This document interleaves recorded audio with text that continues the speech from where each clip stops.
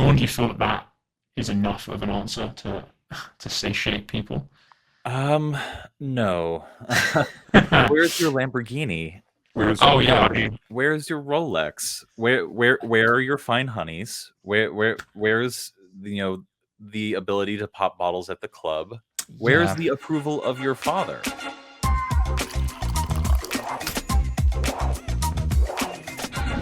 Hello, everybody. Everybody, hello. Welcome to another of the Copy That podcast series where I interview active working copywriters who are out there plugging away, actually doing marketing and copywriting and making money in the process. Now, on the screen, you don't currently see the person that I'm going to be interviewing because I want to talk him up a little bit because his story is actually one that I would like to hold up as a testament to what is possible with this career. And let me just start off with a simple detail. He's 23 years old and he's already crossed the 7-figure copywriter mark. And later on in the interview, I'll actually explain what that means. But he has written copy for ecom. He has written direct response copy. He's written brand copy. He's been a marketing director. He has launched businesses. He's sold businesses. And he's done this all within the last 5 years. And so you watching this, statistically speaking, if the YouTube statistics are correct, you're probably around the same age as him. And so because my story, not really replicable, I have a little bit of distance. You should not aspire to be me. I mean, after all, look at how bald I am. However, this is a person that is actually probably a better role model for you if you are young and trying to get into copy and marketing. Now, by now, you probably should have intuited that this person that I'm talking about is none other than one of the 4 owners of Copy That, a Mr. Mayat, a Mr. Alex Mayat. Hey, Sean. Whoa, thanks for having me on the show. This is like no other experience I've ever had before. It's interesting. You were actually, I think, the second or third guest we ever had on the show, and then you became a co-owner of the show. Yes. In fact, I was talking. How long ago was that? 3 years ago, maybe? Yeah, I believe that was in 2021, I want to say. 2021. So maybe 2 or 3 years ago. That was when I was kind of at the height of my ecom businesses, actually, before I sold them, that you mentioned. And I was talking about e-commerce, copywriting, and marketing. So it's nice to have come full circle. And now we're talking about it again. But thanks. I don't know if I'm a role model, but yeah, I'm definitely a role model. I'm definitely a role model. I love how you have the sort of British humility, but also like you're trying to adopt a more American braggadocio. Oh yeah, people who I know in the UK have now told me, like, you've become a lot more direct in the last year. Like, yeah, I'd spend a lot of time with Americans. It's definitely helpful. Yeah, especially if you need to communicate to people about what you expect from them and what you need from them, and any sort of management position, you have to be able to do that. Yes, absolutely. Something that I know we will get onto this later, but when I started this career, I was expecting to just be a freelancer and to just do projects and not really talk to people. And now I'm managing 2 departments of a multi-million-pound company and directly manage 7 people. The Americanness has helped, definitely. So thank you, Sean, for teaching me your ways. You're welcome. Hopefully my Americanness only comes through in private. On screen, I try to be actually somewhat friendly and affable. So why don't we just jump in there? You mentioned the very start of your copywriting and marketing career. And so how did you start with copywriting marketing? How old were you and what were you doing? So, it's slightly this is kind of a trick answer, I guess, because the official answer is that I didn't start till I was 18. But when I was 15, I volunteered at a dog rescue. And because I was young, I was given charge of social media. And in turn, that became the charge of like writing leaflets and trying to get donations from people since it was a charity. And And when I was like 15, 16, I was writing these social media posts and I was writing these leaflets and posting them out to people and then getting donations back in. And something I'm not going to say like, oh, but it was then that I had my spark for advertising and I knew it was exactly what I wanted to do. I didn't know that. But looking back on it, it was certainly something that when the opportunity for copywriting came up later, I was like, oh, actually, yeah, that was really fun.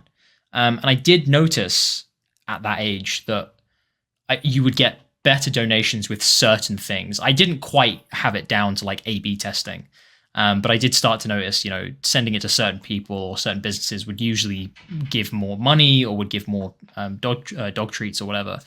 So that was my first ever exposure to it. But you certainly don't need to have that exposure at a young age. The official start of my copywriting career was when I was, I think maybe 17 or 18, and I liked writing, and I knew that. I know I liked writing. It always been something that's fun. I enjoyed reading. I enjoyed writing little fiction stories, and I kind of just wanted to find a way I could use my writing to make money.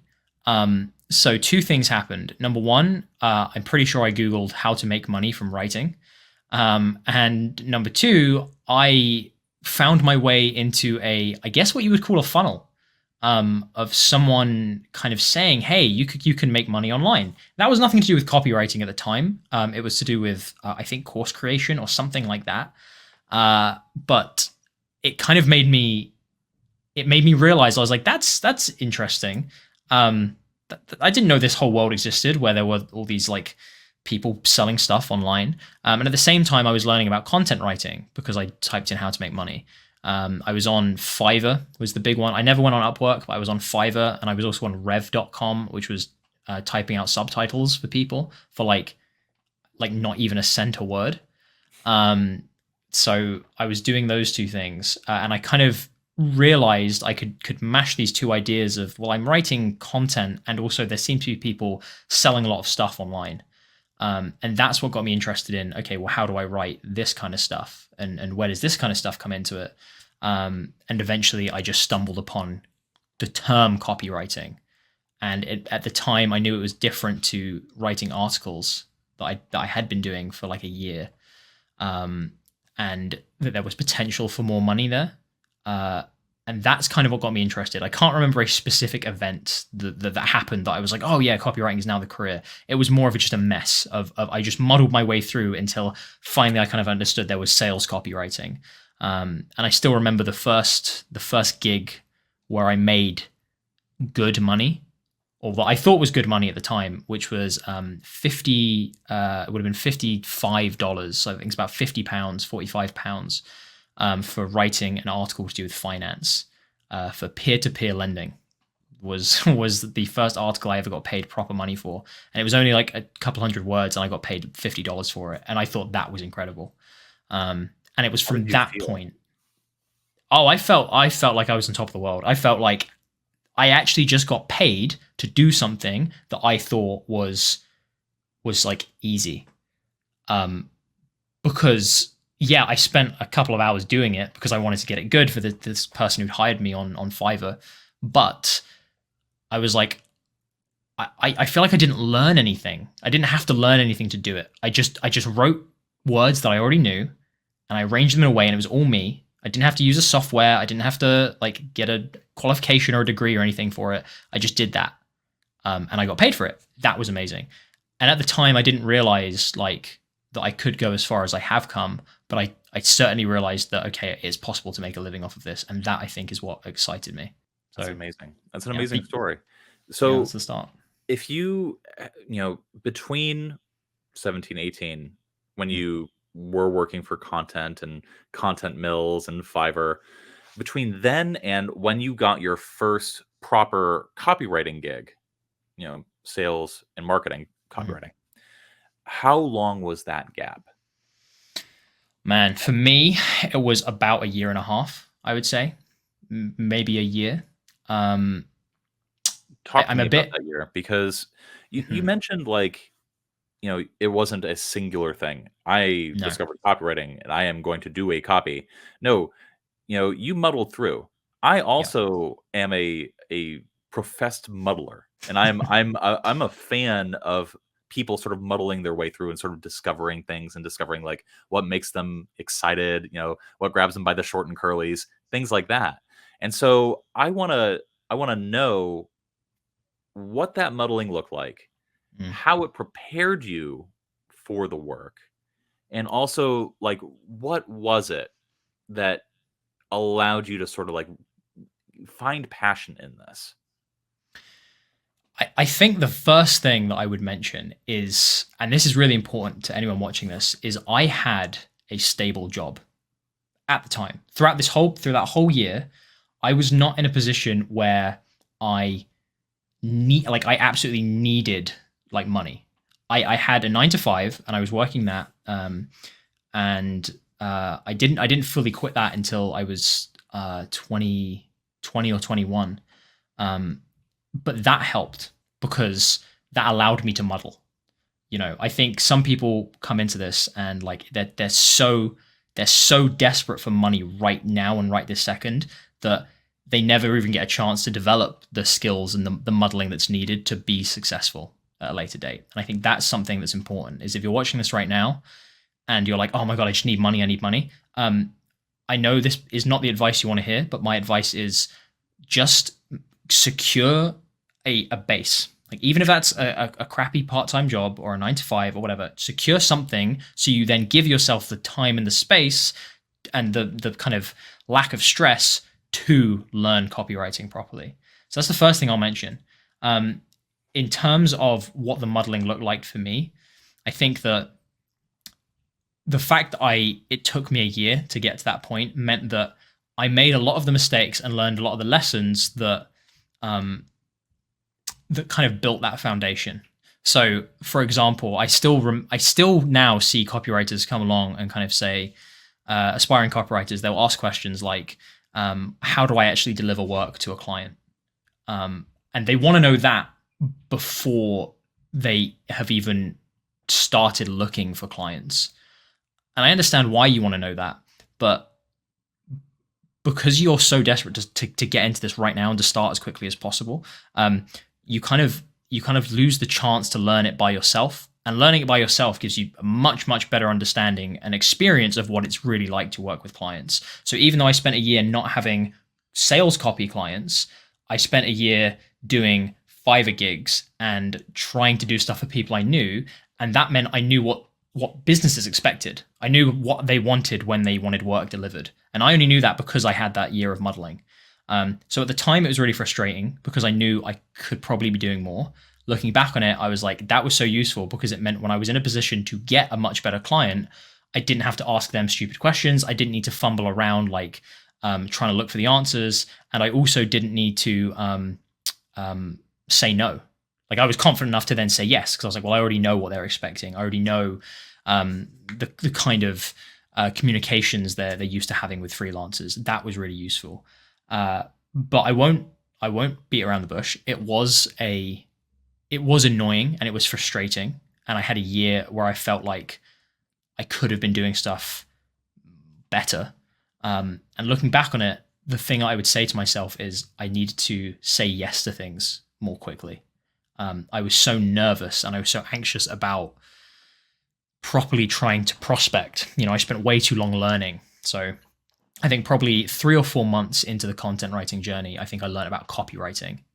Or like I learned that term. And that's when I started to read, Scientific Advertising was the first book I read. And that was when I also joined started the Copywriting Collective, which is a Discord server where we initially met, Sean. And I was in copywriting groups. But even after that, it still took me a good 6 months to then work the courage up to actually put myself out there for sales copy jobs and to pitch myself as a kind of sales copywriter. And I wish I would have done that sooner because I know I could have done that sooner. And it was my own fear of someone turning around and going, hey, what a stupid idiot you are. Like, that's not how we do things. So on the one hand, don't worry if you're 6 months into this and you still haven't got a client. Like, it took me a year. Okay. And on the other hand, if you're starting to feel that kind of internal stress of I wish I had a client now. Like I wish I had a sales copywriting client. Just go for it. The worst that can happen is that they say no. Like that's the worst thing that can happen. I've been there. I understand the frustration. But ultimately it was only that continual muddling that allowed me to be in that position. Okay. So don't feel you have to jump to a shortcut, and don't feel like, you have to go on for ages either. I think just try, basically. I wish I had a more kind of one concrete piece of advice to give you in this instance. But I think the reality is, for most of the copywriters I know, so many of them have just landed something because it was almost luck. They just kind of kept trying different things and putting themselves out there and engaging with communities and taking the jobs they thought might not be great.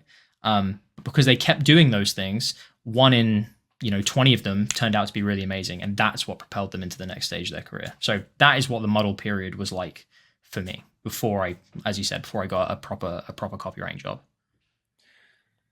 If I could try to synthesize everything you said into a singular piece of advice, I think I would probably say something along the lines of new copywriters need to watch and then become the Karate Kid.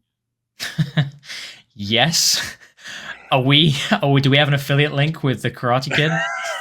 We'll throw one in the description. Why the hell not? Can we make it like a really old VHS copy that you can still buy on Amazon? Oh my, yes. It's going to sell for like $490, but why not? Let me explain what I mean by that and try to explain to people that need to hear this lesson.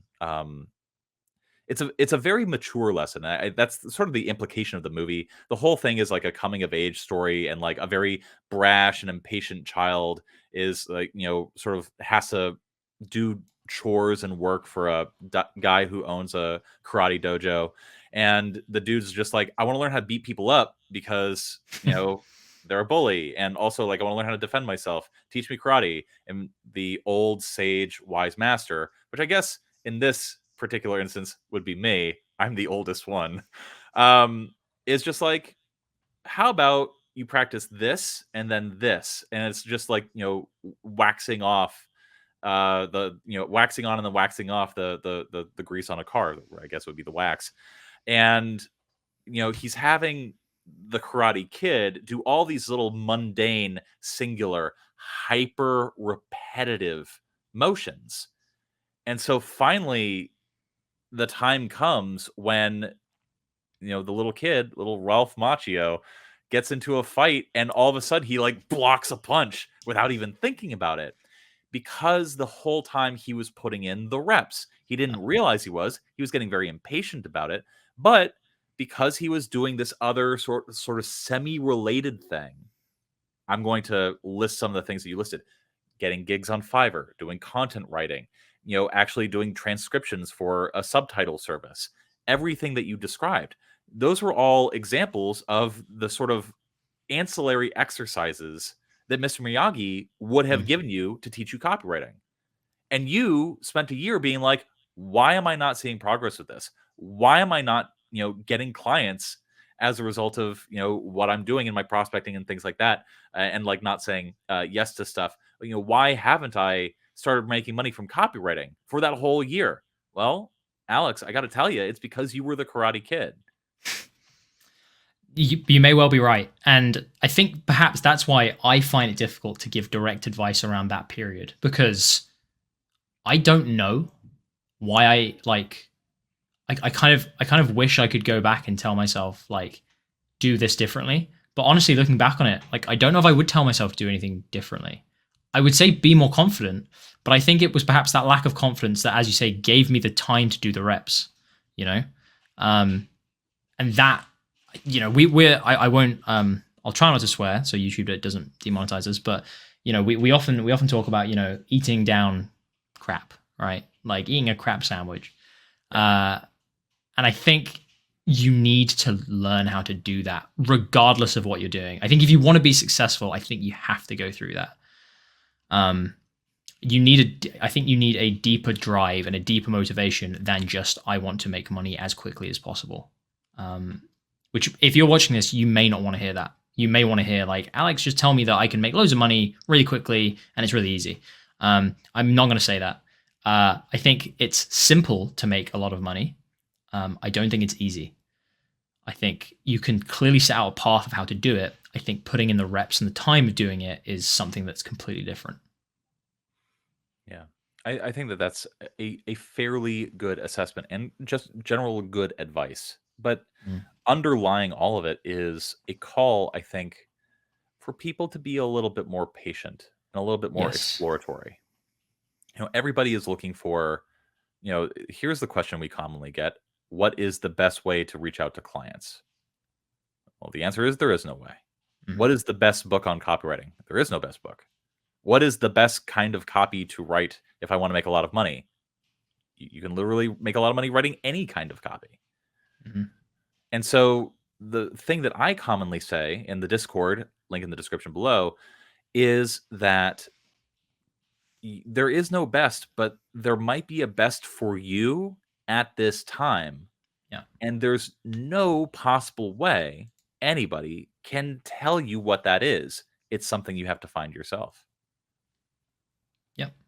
I 100% agree. And I think asking what's the best way to become a copywriter is kind of like asking the best way to win a war, in that it depends. It's like, what, those questions like you'd ask when you were a kid, or I still ask now, like who would win in a fight, like a lion or a bear, or a crocodile or an alligator, or like a whale or an elephant.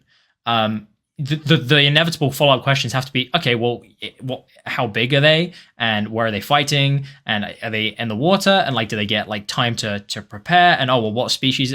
And I think once you ask what seems like a really simple question, like what will win or what is best, it starts to fall apart when you actually analyze it and you start to realize like, well, there cannot be a catch-all question for who would win, or what is better, because it completely depends. And I know it depends is kind of our catchphrase on Copy That, but as we say, it's because we want to give a very, very realistic way, I guess, or realistic expectation, I suppose, on what succeeding in copywriting looks like. And it looks like me, and it looks like Sean, and it looks like Lindsay, and it looks like Rod. And okay, maybe not Sean. Sean is actually like this. That's his friend's house. He doesn't have anywhere of his own. I'm homeless. But yeah, so there you go. Hopefully that was a good kind of a good period of muddling for you to chow down on. So now that we've given people the advice to just chill out, slow down, sort of like be more open to trying a bunch of different stuff, being more patient and like trusting the process, getting the reps in however you can. I want to switch to a conversation about the resources and the things that you discovered along the way during that muddling process that helped you accelerate the most. But before we get into that, you just mentioned success looks like us, the people on Copy That. What does that look like, and what does success feel like for you? That's a good question. I think that comparison is a very, very powerful thing, and I think it's powerful for good and it's powerful for evil. And the best kind of comparison, I think, is self-comparison. Not comparing yourself to others, not looking at other people and going, God, they're there, why am I here? Because like we've just said, it completely depends on where they've come from and what what they've had happen to them and what others have done for them and what they have done, etc. I think the best thing you can compare yourself to is yourself in the past, and that's I don't tend to like cling on to kind of personal development phrases or sayings at all. It's not really a scene that I'm particularly into, but that one has always hate developing myself. Yeah, it's not good. I would rather just stay a lump, and I'm pretty happy. But genuinely, I think that's one kind of saying that's always stuck with me is don't compare yourself to others, compare yourself to you a year ago. And so that question, what does success look like for me and what does it feel like? for me, it goes back to childhood, and I don't want to make this a big sob story. So I'll speed through it. But basically, you know, I was born on Meriden Estate in Watford, which is just north of London, which is a pretty rundown area. The same place that Anthony Joshua is from. You know, you can tell that we're cut from the same cloth. If anyone knows who that is, and he's heavyweight. He was the heavyweight champion of the world, which, you know, I obviously take after. So I came from a place that didn't have a lot of money. I was a carer from a very young age, and I had to look after my family. I've been working since I was 14. I've been earning money since I was 14, which went straight into looking after others. And I didn't go to university. I didn't have kind of those, I guess, chances to do the traditional route of like success that most people, you know, academic and then university and then get a, you know, an executive job and then like get married, et cetera, et cetera. That wasn't really open to me, and it wasn't something I wanted anyway. So I had to do it in my own way. I had to think of doing it my own way. And that was, for me, was like, okay, how much money can I earn to support the people I love? And that's all, for me, that's always been the driving thing, right? It's been like, how do I look after my mum, my sisters, my nan, like those kind of things. So when I look at what success looks like for me, the first qualifier was always those things. Was, have I given these people a better life, and am I in the position where I was when I was, you know, 12? And I'm not. And that for me is that immediate first line of success. I compare myself to how I was back then, when I was in that place where I really didn't want to be, and now I am the furthest away from that you can get. And for me personally, that's been my like definition of success. And I love it, and I love reflecting on it now. I've been doing a lot of reflection recently just on that, because I've recently moved, and I've moved to what I would have considered a long time ago a very, very expensive place and a very, very nice place, and that has brought up a lot of stuff for me, which is like, oh wow, it's really weird that I'm now here. So success was never monetary, and it was never. I guess it was in a sense, but it was never like, I never had a specific figure in mind, or I want to earn this much a month. It was, I don't want to be doing this ever again in my life. It was like looking back here and being like, I don't want that ever again. Now I'm in a position where hopefully I never should have that ever again. And that feels incredibly, incredibly validating. So it's awesome. Like, it's awesome. I don't think money should drive you, but let me tell you, having money to spend on whatever you want does feel good. It feels awesome. Like I think it's a fair drive to have, for obvious reasons. So I'm not very good at expressing how success feels for me, I think, because it's always a bit of a, you know, I don't really like talking about it too much. But Sean, do you feel that is enough of an answer to satiate people? No. Where's your Lamborghini? Where's your Bugatti? Where's your Rolex? Where are your fine honeys? Where's the ability to pop bottles at the club? Where's the approval of your father? That's never happening. And I'm not gonna get into that. Otherwise, we'll be here for hours. Listen, everybody listen, like, who has that sort of subconscious drive to like earn a lot of money so that their father will finally respect them. Your father will never respect you. They never do. Like, they never will. What I will say though is I can't drive, and that's just because I can't be bothered to learn. So a Lamborghini and a Bugatti would just be very expensive sofas for me. And I get all the babes I need anyway. So I didn't need money for that in the first place.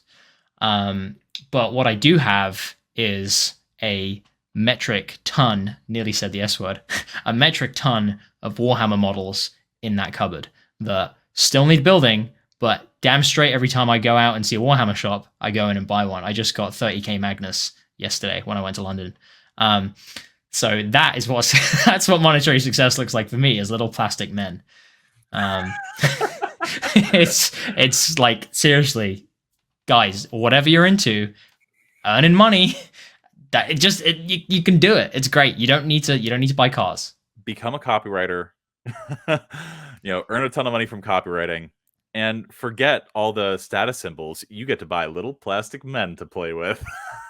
That you don't play with them, you assemble and then you fight with them. Anyway, oh my god, I'm gonna make myself cry if I go down that thread. But no, go on.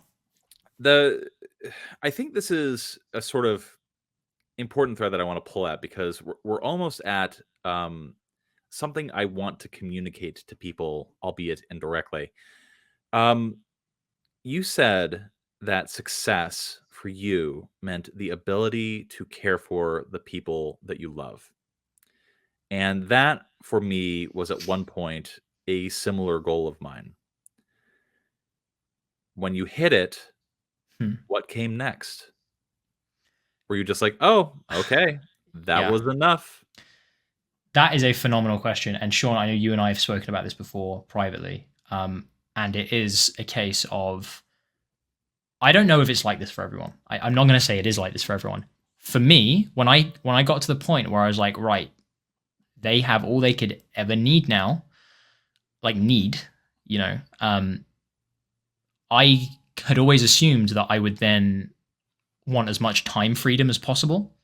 And I kind of assumed that I would kind of almost start to lay back a bit and be like, yeah, I'm happy. 10K a month. Like, I can just roll in this now forever and I'm fine. When I hit that mark, I was like, my priorities changed. It was no longer about, like, I know that everyone is safe who I need to look after. It then, for me, came about, I want to now hit 50,000 in sales for that month, for my ecom stores. It then became that. I was like, I'm on like 36. It's like, I want to get to that 50 mark, because that seems like it'd be really cool. And actually, this business has said they want to partner with us, so I want to negotiate the commercials there. And I've got a brand new opportunity in the warehouse that we're using. One of the cohabitors have just said they've got pallets worth of stock that they're not going to use. Would we be interested in buying it at a discount and then just trying to sell them online or something? It was that kind of stuff that then got me excited, and that started waking me up in the morning. It was, I want to see how far I can go with this now. And for copywriting, it was, this is maybe going into too much of a tangent, so I'll put a pin on this after I say it, but I had got to a point where copywriting was no longer my main source of income. Like, copywriting now is not my main source of income. It is, if I had to put a label on it, it is marketing strategy, marketing consultancy. And I still write a load of copy, but like, that's not what brings in the most money for me, not directly copywriting. It is doing the strategy around that and where the copy is used. And it then became, how can I get more kind of clients on board with that? Recently, I went in-house with a health tech company. And it's been about, how do we double revenue again? So we've just doubled revenue in the last year, which has been amazing, and it's felt really good. How do we double it again? The success criteria has become a lot more, I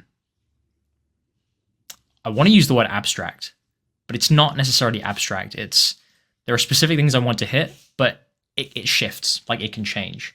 And now one overriding thing I have is, I want to set up businesses that will outlast me and that will kind of just continue to make money. And then I want to set up the next one, and then I want to set up the next one. And I want to go into different niches, if you like, because I can, and because I want to explore that and I want to see what it's like. I want to test new things, which, believe me, that was not a drive of mine at all 4 years ago. Like, nowhere near it. I was just thinking, God, I just want to make like $3,000 a month just from doing some articles and freelancing, so then I can pay rent, and then I can make sure that my mum's care is paid for. Like, that was what I was thinking. Sean, was it similar for you?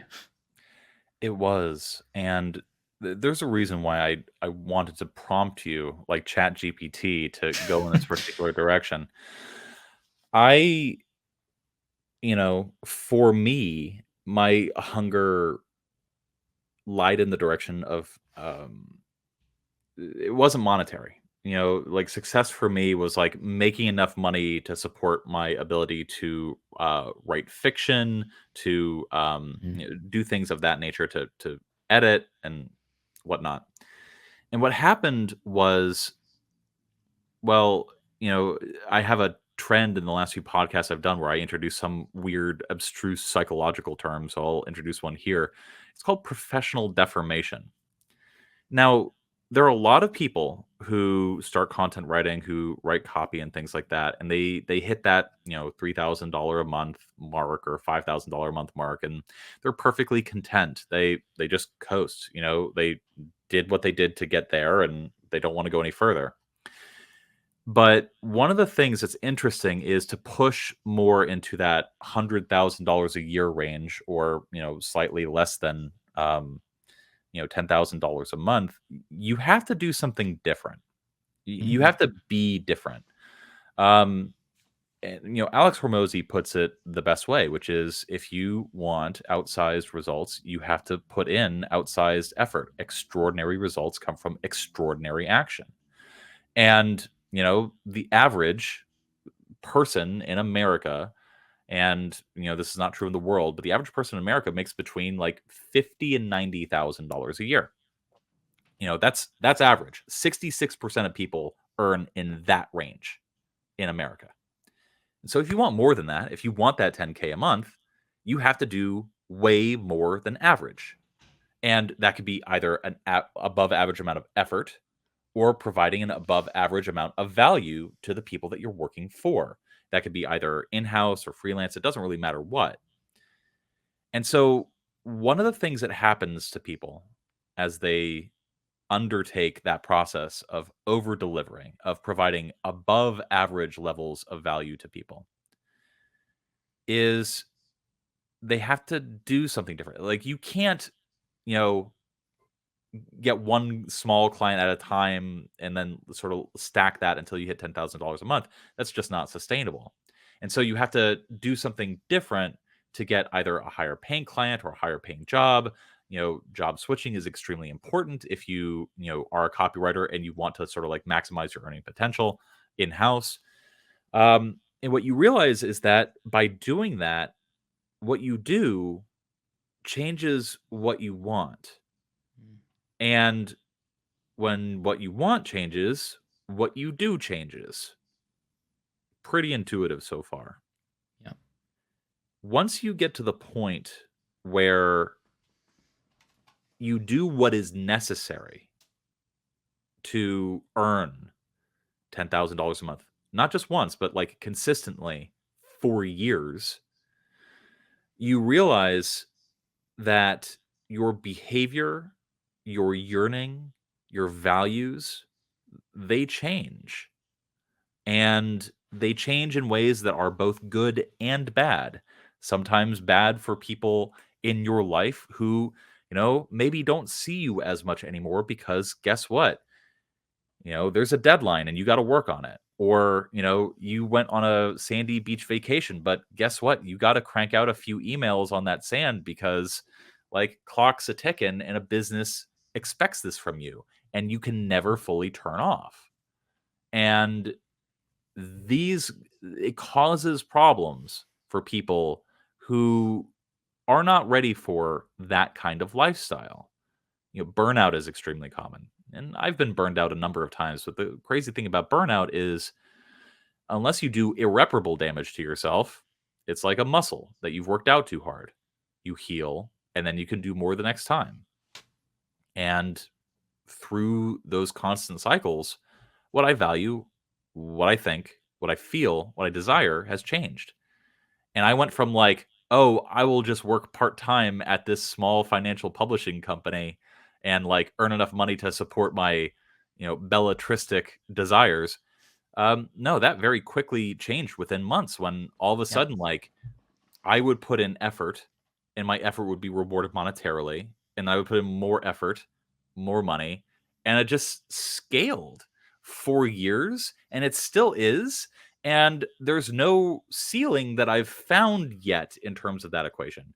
The effort, of course, comes first. So don't be one of those people who's like, no, I do the job that's in the description and nothing more. No. If you want extraordinary results, you need to do extraordinary actions. And like the reward doesn't come before the effort.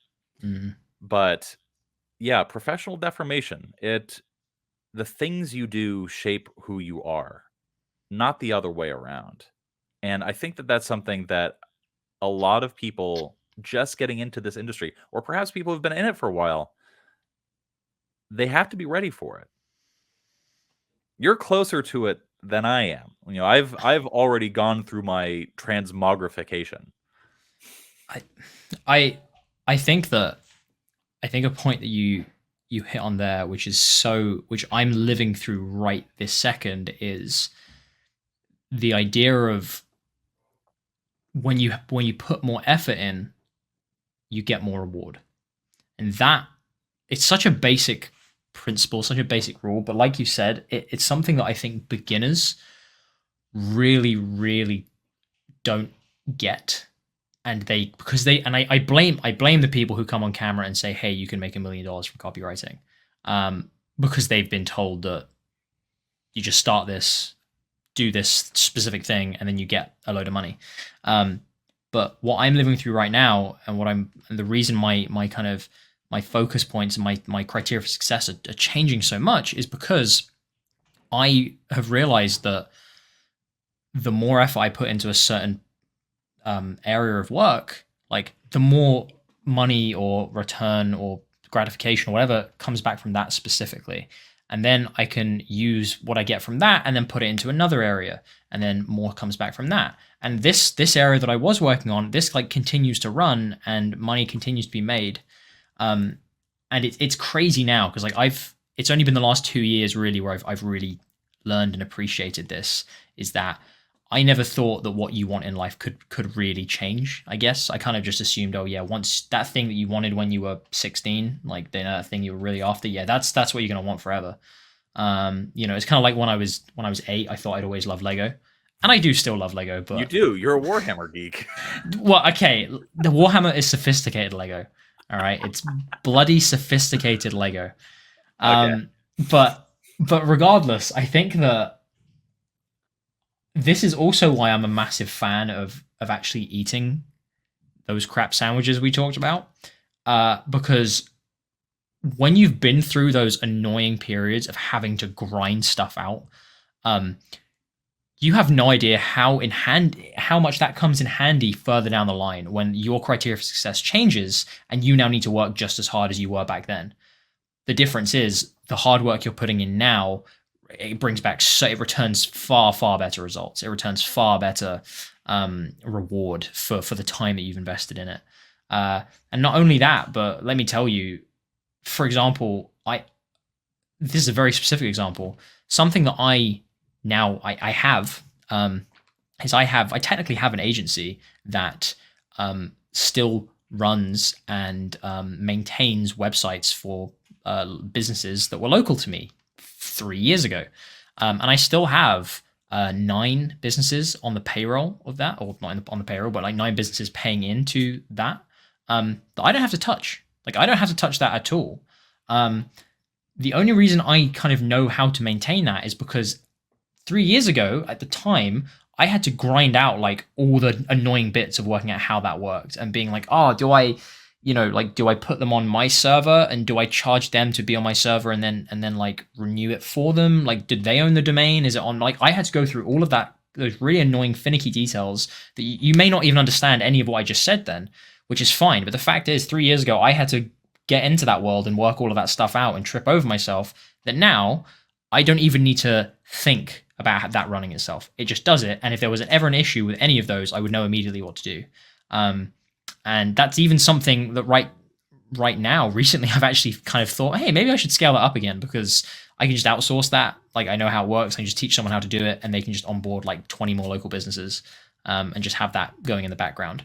And again, that's not even like on my priority of like the next 7 things that I want to do. It's just something that It's like, that would be quite cool to do at some point. Eventually, maybe in 6-7 months time, that might be a criteria of success for me. Another one where I'm like, okay, I want to scale this up now, for the sake of it, because it's fun, Yeah. And it was never like that. It was always, I need to earn money. Now it's, hey, I want to see if I can do that thing. I also want to hit 6-figure months. That would be nice. That is something I do want to do in my life. I've only done that a few times in mine. Yeah, I've never hit a 6-figure month. I've had high 5-figure months thanks to business sales and then consulting work, but I've never had a full 6-figure month. And I think I will get one in 2024 because I am planning on selling something that I've built, which should bring in that. So I'm looking forward to that. But again, I know that's not going to satiate me. That's just like, okay, cool. Now I want to beat that, or now I want to do that consistently. It's Anyway, a hedonic treadmill, I think is the term, where you accomplish one thing and then you go, oh, great, that felt great. Now what? Now what? You always return to that base level. But what is life if not a playground to be hedonistic? Really? I think that's why you and I get like all the other copywriting guru motherfuckers are all like really into stoicism, like they're really into like depriving of yourself of life's joys and stuff like that. But everybody at Copy That is like more Epicurean, like which is basically like stoicism, but you're allowed to enjoy life. I mean, like Seneca has some great Seneca and Epictetus both have some great criticisms of Epicureanism, but let me tell you, when I'm in like a pretentious bullshitty mood, I'm like, oh yeah, wow, what a great point Epictetus had. 95% of the time, I'm like, yeah, I want to have sex. Like, let's just chill. Like let's just get in one big pile and just chill out and watch movies and eat popcorn and like have fun. And yeah, stoicism. I mean, this is like a total other tangent, but I was very into stoicism for when I was like a teenager because it helped. But one thing I've learned is to not label yourself with something that someone else has come up with, basically. Pick and choose the best bits from ideologies and philosophies and movies and games and whatever, and like build your personality around those things. You don't need to have one thing that's slapped on you as a label. That's something that I have definitely learned over the last 4 years, particularly. I was very obsessed when I was younger, when I was kind of a teenager, of fitting into a clique and being like, okay, I identify with this, like political compass, like I am this, like no one, no, this is the right way. I've done all this stuff. And like, no, I have to base my personality around these things. Now it's like, just do what you want to do, get done what you want to get done, and try not to hurt anyone else. Right. But that's Copy That Night's talk. Well, what you're describing is actually something I went through personally, but I went through it 20 years ago. So black and white thinking, sort of, the desire to do one thing, be a certain way. And I think that mindset, as well as stoicism, are alluring to young people. Yeah. Who especially are going through a lot of interior turmoil. Yeah.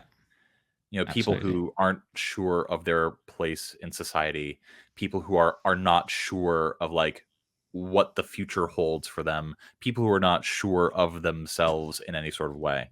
And, it's also why like, all these like exit the matrix style messages are landing so well right now, because it offers you a chance, an ability to slot yourself like outside of it somehow, or into something else that offers greater certainty or greater purpose.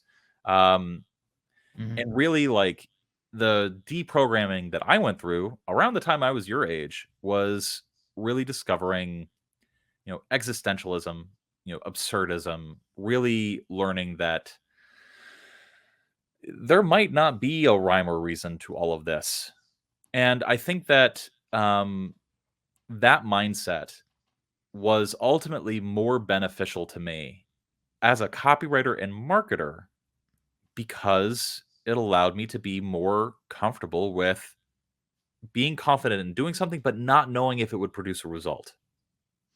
If that makes any sense. Yeah, I think the analogy that I use for this, and I may have said this on stream before, is I'm now okay with saying I don't know. And that's something I never used to be okay with saying. When I got into copywriting and I was online, I was on the subreddit, or I was in the Discord server, and someone would use a term that I didn't recognize, I would Google that term and pretend like I knew what it meant. Like I'd be like, oh yeah, the lead generation, yeah, I do that all the time. Now, if someone says something I don't know what it is, I'm just like, oh, what's that? Like, how would you make money from that? Like, I don't understand. And then they'll explain. I'm like, oh, that makes sense. Or like, oh no, I still don't get it. That I think has been a sign of my own maturity, and like, and I still have a lot of growing to do, and I still have a lot of learning to do. Like that's the other exciting thing that I love, is like I'm doing this marketing stuff alongside just growing as an individual, and I know that I will look back on this interview in 5 years and be like, God, what an idiot. But when I'm like, wow, he wasn't stoic at all, as I sit there with my Bugatti and cigar. But something certainly that I'm okay with now is saying that I don't know. And that for me personally has been a big that was a big point of when I realized that I'm a far better marketer and copywriter now that I'm okay with being openly curious about things that I'm not sure of. So yeah, that's certainly how what you've just said reflects in me. Yeah. It's faking it until you're making it, I think, is the way it's put. Yes, that is the one. Q6 YouTube copywriting gurus. Right. Rod, Lindsay, Sean, Alex, John, Daniel Throssell, Kyle, all the people we don't like. No, I love you all. Yeah, I know this has got a bit too philosophical. I don't know if we want to bring it back to something concrete. I think it's good. I'll tell you where I've been on my character arc recently is thinking a lot about mindset, and thinking a lot about culture, and thinking a lot about like, the fact that copywriting and learning copywriting and marketing is often marketed as a skill gap. You know this, and if you want $1 million, you need to know this. And so if you buy this course, you bridge the gap between the two. And copywriting is not that at all, even a little bit. It is there are some knowledge gap things, but they're not as many. Yeah, and most of them you can learn for free, or from experience. I would say like 90%. And then there's like that 10% of like passed down like internal knowledge where you probably could not have got it from experience or from like any other free course or whatever. And that's all special, and that gives you a little bit of an edge, but not like an insane amount of edge. But in thinking about all of this stuff, one of the things that I have been comparing it to is violin and learning the violin. And you can have the skill gap bridged when it comes to acoustics, when it comes to musical theory. You can know everything there is to know about stringed instruments from a book, but you'll never be good at the violin until you pick up and start practicing the violin. And in fact, one step further along this analogy, you don't even need to learn all that other theory before you start practicing violin to start getting actually pretty competent at it. The same is true for copywriting. Like, you could start a copywriting career without reading a book, without taking a course, without doing jack diddly shit. Like, you can actually start practicing and getting better at this stuff. And the cool thing about copywriting, just like violin, is that you can reread the things that you wrote, and based on this new knowledge that you have, look at the things that you wrote and like be like, oh, that's terrible, I'm going to do this differently this time, or revise this. And so what I've been obsessed with recently has been mindset. What is the mindset that allows a person to like get competent at copywriting or violin versus the mindset necessary to get masterful at copy or violin? Because there's clearly a gap there, and I'm not entirely sure what it is, but I'm asking a lot of people about it. Oh man, I would question how many people who study the theory of, let's say, copy actually try to genuinely take that in and make themselves one with it, in that it's just second nature, and how many do it just to regurgitate what they've read so people think that they're knowledgeable about copywriting. And I think maybe that's a question I would pose to you with that: is it a case of intent to learn the theory versus intent to, be practical about it and master it? Or is it actually, forgetting those two things, just intent to know a thing generally, or an intent to be known for a thing, I guess?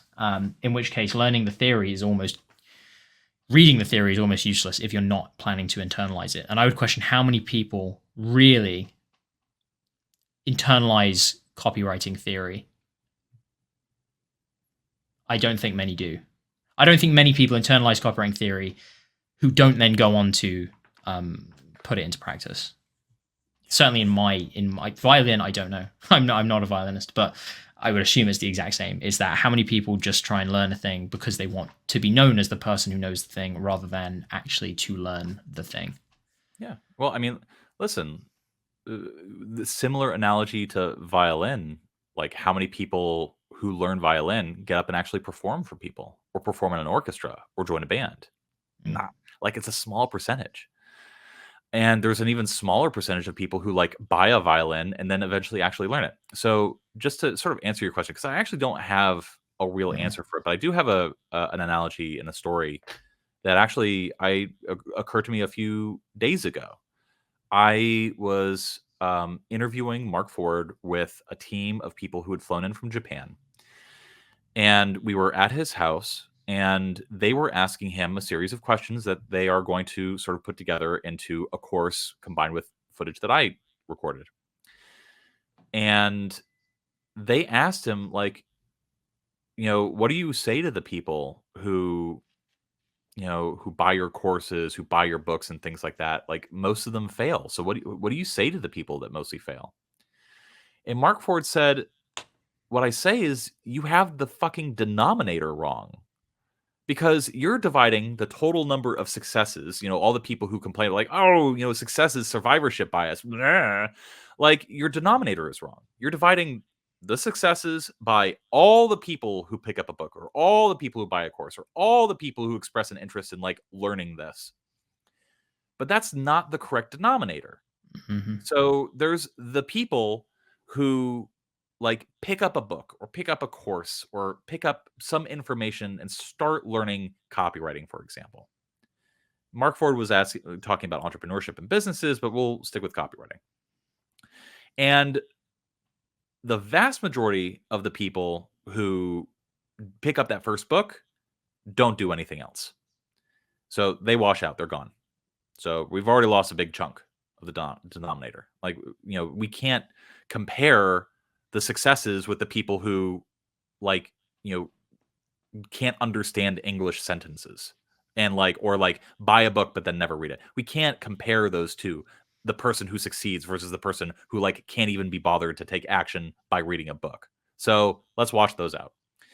Then you have the people who are guilty of one of the biggest, I'm going to say, sins in info publishing, which is also the vast majority of the people that we're going to be talking about in this remaining chunk, which is, and I'll just ask you, Alex, and I'll ask you, viewer, what is the one thing somebody is most likely to do after they have bought a book or a course and gone through them? What is the thing they're most likely to do? And they've gone through them? Yes. Not implement anything? But what will they actually do? I'm losing you on this analogy here. The answer is buy another book. Oh, sorry. I see what you mean. Okay. Right. Yes, absolutely. From the same person, or some other, or just anything. I thought we were talking about the people who actually implement stuff. That's the thing. Because we have to filter out all the people who are info junkies, all the people who get so lost in the sauce of like, okay, I'm not ready, so I'm going to learn more. Right. Okay, I'm not ready, so I'm going to learn more. Okay, I'm not ready, so I'm going to learn more. Yeah. You. That was me. That was me. That was you. And so we have to sort of like wash that out of the denominator too. And so what's left? You have the people who bought a thing or bought several things, and they have finally decided to take action, to implement the lessons that they have learned, to really like devote their time, effort, and energy into this, and not in a half-ass way, but in a like, I'm going to spend time every single day of my life actually striving for this goal. And once you have that set of people in the denominator of this people who are a successful set of people, the chance of your success is actually very high. Like way higher than anybody possibly like expected or anticipated. I've seen it. I've seen it in the people in the Copy That Discord. I've seen it among investors. I've seen it in people in business. I've seen it in employees. Like the people, once you wash out all the people who are just like, can't even be bothered to try really after they've purchased a product or course. Like once you're left with that crux of like really driven people who take the knowledge that they've learned and actually set about putting it into practice, like that, your chance of success goes up way higher than you can possibly imagine. And I'm saying this hopefully to benefit all the people who watched another Alex Hormozy video this week, or who watched another video about like getting started as a copywriter this week. Like, you don't need to. What you need to do is write some fucking copy, look at your copy, think about ways to make it better, and then just keep doing that for a few years. That's how you get good at copy. And like once you learn how to write good copy, guess what? The process of reaching out to people, whether it's cold email outreach or applying for a job or networking, they all utilize copywriting and marketing skills. And so if you get good at copy, you'll be great at getting clients. So that's my spiel. No, I'm with you there. It was such a spiel that I got lost in it. And I literally started thinking about like, God, I wonder how many people have read Ready, Fire, Aim. And then I was like, does it say that in the cover? And then I was like, changing the denominator is such a great counter to people questioning your methods. It's simply go, have you tried it? Or have you just looked at how many people have actually, have read it or have bought it? My very simple way of summing all that up would be, don't be a career student. Like don't become the person who just watches a video and watches a video and watches a video. And I see this a lot in personal development as well. Is like, don't be the person who just listens to podcast after podcast after podcast after audiobook about different like mindsets, with the idea of, I need to find the right one and I need to like do the most perfect thing, and who goes in and out of I can't remember what they're called, like detoxes and stuff like that. Just try things for yourself. Try them for a while. There's no universal truth for how long you should or shouldn't try something, but I would say if you've not tried something for at least kind of 3 to 6 months, you probably haven't given it enough of a go. And I'd say that's probably universal across like of everything from workout to business strategy to mindset shift. If you haven't put months of effort into it, then it's probably reflective of failure, because, well, who has $1 million business after 3 months? Like not many people. So don't beat yourself up for it not working, thinking, okay, I need to find the next silver bullet. There is no silver bullet, right? Like you need a silver loading mechanism, and that takes a while to like build up. You need to keep putting time and effort into that. But yeah, I 100% agree. I had the pleasure of meeting Mark Ford the other month, and one of the things we spoke about was the future of marketing. And one thing he said to me is, he said that regardless of what changes, and specifically he was referencing video and how big he thought video was going to be and how important it was going to be going forward. But he said, regardless of what changes, the people who do the best will still be the people who are testing the most. Like, and that's stuck with me, and that can be used in this as well. Like, you need to make sure you're putting in enough data to these tests and to whatever it is you're trying to achieve before you evaluate if it's been successful or not. And that goes from whether you're a beginner copywriter starting this for the first time, a freelancer who's trying to move away from another job, or someone trying to launch their own business, their own e-commerce store, right? You need the data to see if the tests have even worked.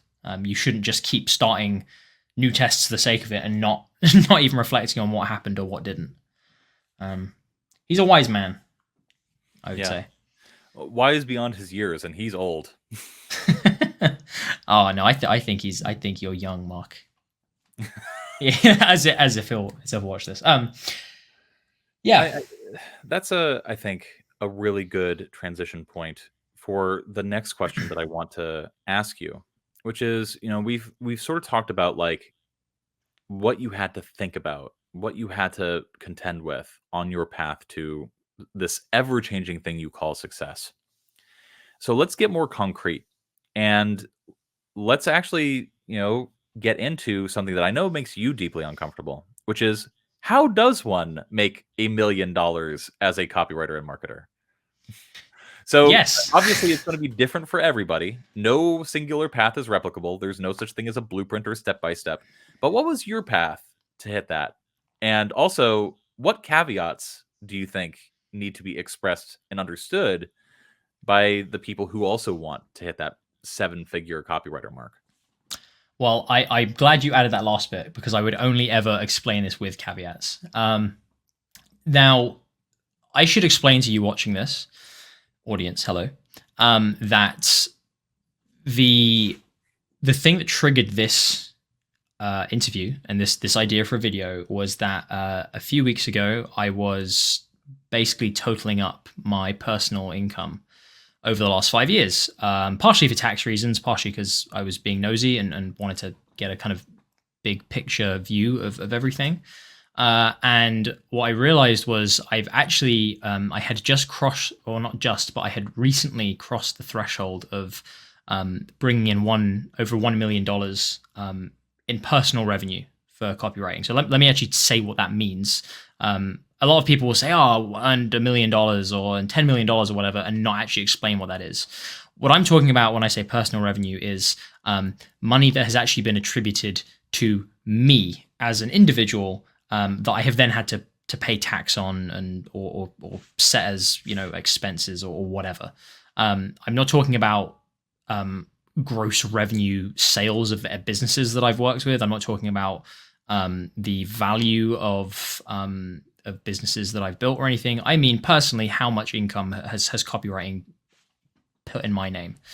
And there's two big caveats to that. Number one is that this has taken 5 years. This is not an overnight success thing. I don't want you to look at the title of this video or description and go like, oh God, this is how I make $1 million as a copywriter. Like, no, this has taken years to do. And it's come in chunks. Okay. It's not been like, oh, I earned $1 million overnight. The second caveat is that saying as a copywriter is slightly misleading, and intentionally misleading to say that, because copywriting is where my career started. And I still think, maybe this opinion will change in the future, but I still genuinely believe that copywriting, as Sean just alluded to, is the place that you should start if you want to get into any kind of marketing. Like, I don't think you need to know about good copy. I think it really, really helps to know like good copywriting and direct response copywriting. And I would recommend that you start there if you're wondering about what to do. But this money wasn't just earned from copywriting, is the point I want to get across. This has come from me selling businesses, from selling products through businesses, the revenue of which has then come to me, and from marketing consulting. So it's not like I was just writing words for this and then people paid me $1 million in the last 5 years to write words. That's not what's happened. Some copywriters obviously can claim that. We speak a lot about the kind of traditional finance and health publications who put out like that traditional type of direct response copy. I know there are dozens, I would say, that's probably realistic, Sean, dozens of copywriters who have personally earned millions of dollars from the words that they have written. But a caveat there is, again, I said dozens, not thousands, not even hundreds.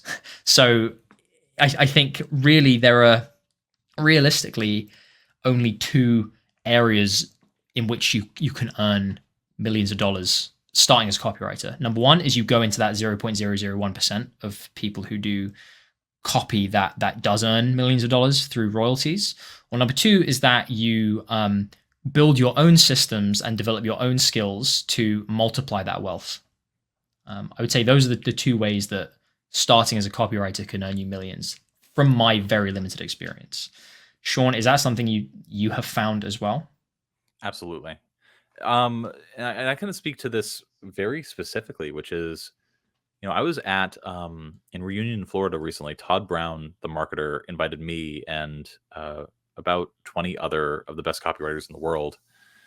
And, I was talking to people, I was talking to people like Donnie French, and I was talking to people like Kyle Milligan. I was talking to Kira Hug and other people that have podcasts and have platforms and are generally talking about and thinking about like, what is the next big thing for copywriting?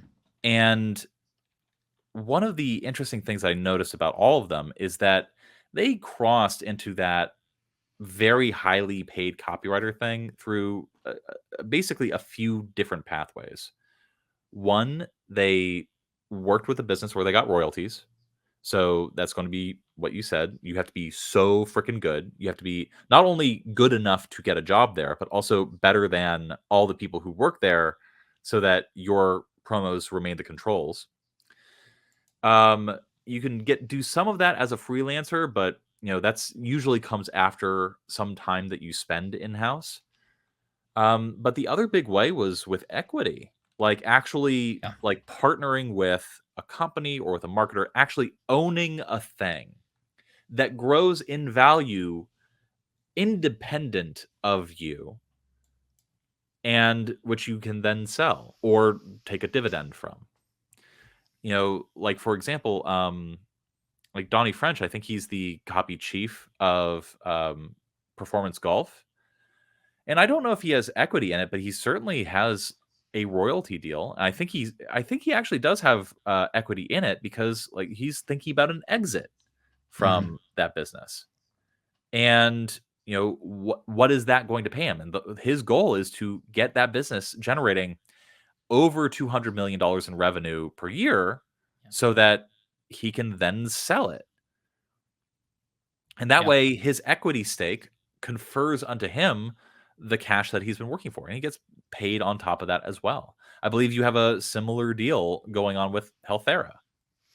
Yeah, exactly. So I've actually just pulled up the sheet where I was doing these calculations. I will generally say what I earned and when, just because I think it does give a pretty realistic landscape of what this was, and I think it actually gives a really realistic take on how this is possible. But like just looking at it, I don't mind saying kind of like what it was a few years ago, but in 2018 I earned £1,788 from copywriting. That's how much I earned. That's not a lot. That's not a lot for a year. Obviously, that was a time where I had a full-time job as well. But what I don't mind saying is my personal kind of income, as in like how much has been paid to me directly year on year. So 2018, it was basically 1,000. 2019, it was 20. In 2020, it was 31. 2021 was 113. 22 was 146. And then so far, as of this year, it's 175.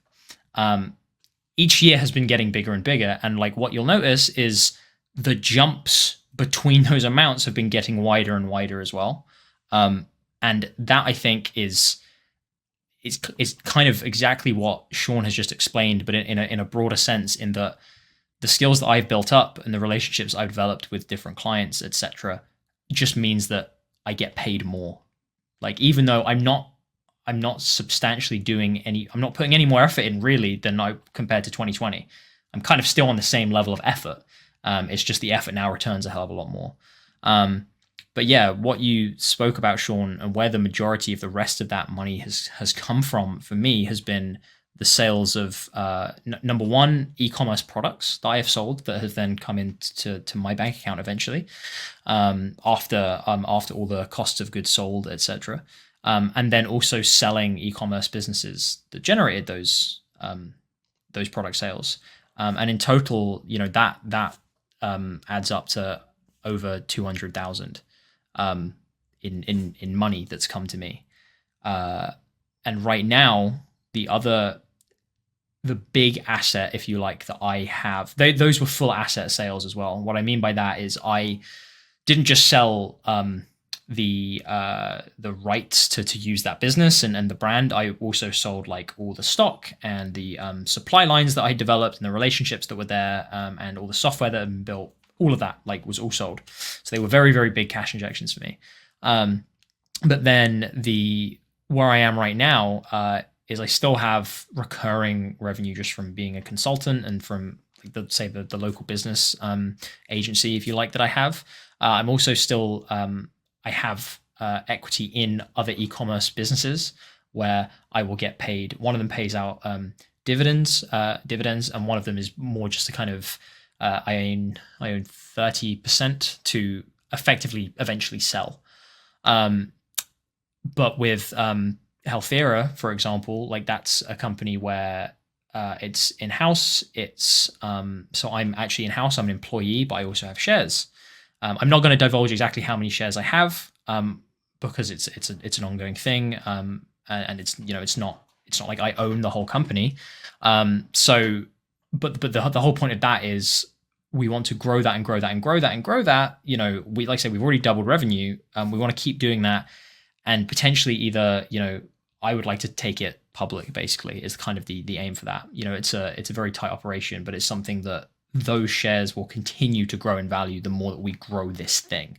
And that's so exciting because that's a lot of wealth. Because at any time I could just leave and say, okay, right, just give me the money that these are worth. That's not what I want to do with this company. I want to go all the way with it. But that hopefully shows you the power of like even having that choice is crazy. I could sell out and I would be able to fund my entire lifestyle and all my expenses of family for the next kind of like year and a half and not do anything. And that's crazy. Like that's crazy to think about. So it's kind of surreal looking back at all this, but in total, that's the personal income of not quite over £1 million, but over $1 million, which is why I'm very glad I work with Americans. Because otherwise the video title wouldn't be as good. Right. Yeah, it's important to make sure to translate whatever you're earning into real money. Ooh. Well, let's see what the world's reserve currency is in 10 years' time, Sean. Oh, it's going to be the dollar. And yeah, I will bet $100 on that. I'll bet it will be worth anything if I'm wrong. Yeah, I was gonna say. Anyway, but yeah, like I didn't. Again, I don't mind keeping that in, and I don't mind kind of how I've explained that. I'm very sheepish about money, and like I think that's just because how I was raised and being English. But the reason I wanted to say that at least once, just so it's out there, one is so like people kind of understand the context in which I'm speaking and understand why, like what I've gone through to get to this point, but also because I wanted to explain a little bit about what my actual trajectory was to start earning that much. And Sean, this was something you told me like, God, 2.5 years ago, it must have been. And you've since written like a great article about it as well, that I think sums it up so well. But it was this concept of moving from just earning money for the hour that you are worked into multiplying that and making sure that however much time you invest in something, it's earning multiple times. It's not just earning for that 1 hour, it's earning across different revenue streams for that 1 hour. So each hour of work you put in means you're getting more than just 1 hour's worth of money back. And when I look at the start of my career as a copywriter, I was doing the former. I was just trading my 8 hours for $200 or whatever to do like a sales page. I started to get more confident and I started to charge more. So it meant those same 6 or 8 hours would then equal like $1,000 for a sales page, which was great. And that felt really good. Then I started realizing that if I strike deals with companies to say, if you earn money from this, let me have 10% of that. And then I'll work. Initially, I was doing, and I'll work for a slightly lesser rate as well. I realized that could earn me a bit more money. Then I stopped dropping my rate. I just said, yep, this is my upfront rate, and I also want 5% of whatever revenue you get. I now work, one of my clients I work with, I get 10% of all their revenue, no strings attached, whatever revenue comes through the business. Doesn't matter if I've done it or not, because they trust me, because I've been able to prove that. And that came, believe me, I would not have said that 4 or 5 years ago. Like, I would not have had the confidence to say to someone, I want 10% of all the revenue you get. Now I'm like, yeah, I know I can, I know that I'm worth that. And it was, if you see that kind of evolution, it's gone from me just earning money for working to whenever something works, whether that's a marketing campaign or a recurring campaign, something that's evergreen, or it's one email blast that goes out, I will get a cut of all of that. So it's not like I'm just writing the money for the email, getting paid for that, and then leaving. It's I'm writing a copy for the email. I might also get paid for that, and then I will make whatever the email campaign goes out to make, times 0.1 or whatever. And that has been a huge, huge shift for me. And I genuinely believe if I would have kept my mindset I had 4 years ago around that, I would not be earning anywhere near as much money as I am now, because I would still be just trading time for money. But instead now I try to trade time for basically investment. Like that's kind of what I'm trying to trade time for now. Making sure that I can cash in on whatever the results are. So my trajectory kind of looked like freelancing for basic copy jobs wherever I could get them. Fiverr, I've worked for, I did the calculations for this, I think for my e-commerce masterclass. I think I've worked with like 20, 30 plus niches. Like really, really random stuff like water filtration systems and like industrial piping companies and hot tubs and racing bikes and dog toys and orthopedic products. Like I've done so much. I've done so many random things, and that was just because I was open to it all. I was like, right, I'm going to go on Fiverr. I'm going to have a look what there is. I'm going to apply to as much as I can, or I'm going to look at the local businesses around me, and I'm going to just say, hey, can I do some marketing for you? Can I do a leaflet? Your website's very good. I wouldn't say that, but I would say like, oh, I love what you're trying to do with your website. I actually think I could help make this section like pop more, because it seems like that's what you're going for. Could we have a call, right? I was doing that kind of stuff just with anyone. I wasn't trying to niche down. I was just like, whoever will take me. Those then led to referrals, because they said, oh, I actually have another business, or I know someone who actually wants help with this at the moment. Then sometimes that spiraled into like kind of just having a bit of a niche, because all of a sudden I was working for, not just a dog treat company, but I was also working for a subscription box, and I was also working for a GPS tracker for pets. So I was like, oh, okay, animals. I started working for a pub supply business, which then got me into pub snacks, and then consumer snacks, and then direct-to-consumer subscription boxes. And that was all about food and luxury treats. I got into, from that, then that spiraled me into beef jerky, which then spiraled me into protein and workout and working with gyms and doing marketing to help them sell more of our product. Like, I'm trying to explain. I'm not trying to explain all this. I'm trying to just throw a load of words at you so you understand. Like, there was no plan to this. There was no rhyme or reason for me getting all these things. I just did them. You didn't choose a niche in the first week of your copywriting journey? What? I know. Like, trust me, if I could go back, the one thing I would change is I would start YouTubing how to choose copywriting niche and best copywriting niches. Like, I would do that a lot more. That is sarcasm. Don't do that. But that is my point. I basically was just open to every single, and I didn't even know that was the right thing to do. It's not like that was a plan. I still remember asking people what the best niche was. It's not bad to ask that, because it's natural you would assume that, especially when people are telling you, oh, niching down is the key. But my experience was very much, I didn't really have one niche I really wanted to go into. I was just like, I just want kind of to start getting some good jobs. So I just started applying to whatever. That then helped me find a niche. At some point during that journey, I realized I'm really interested generally in physical products, because I worked, I did some work for SaaSes. I did some work for, I say like the P2P lending gig. I did some more work for those guys on like information about crowdsourcing and like consumer banking and stuff. And this just didn't interest me. But what I started realizing is I love working with someone where they can actually send me a product to look at. Like it's really fun. And I just went, okay, e-commerce seems quite fun, like physical goods. That's how anyway, so I went through that copywriting journey, like I've just explained.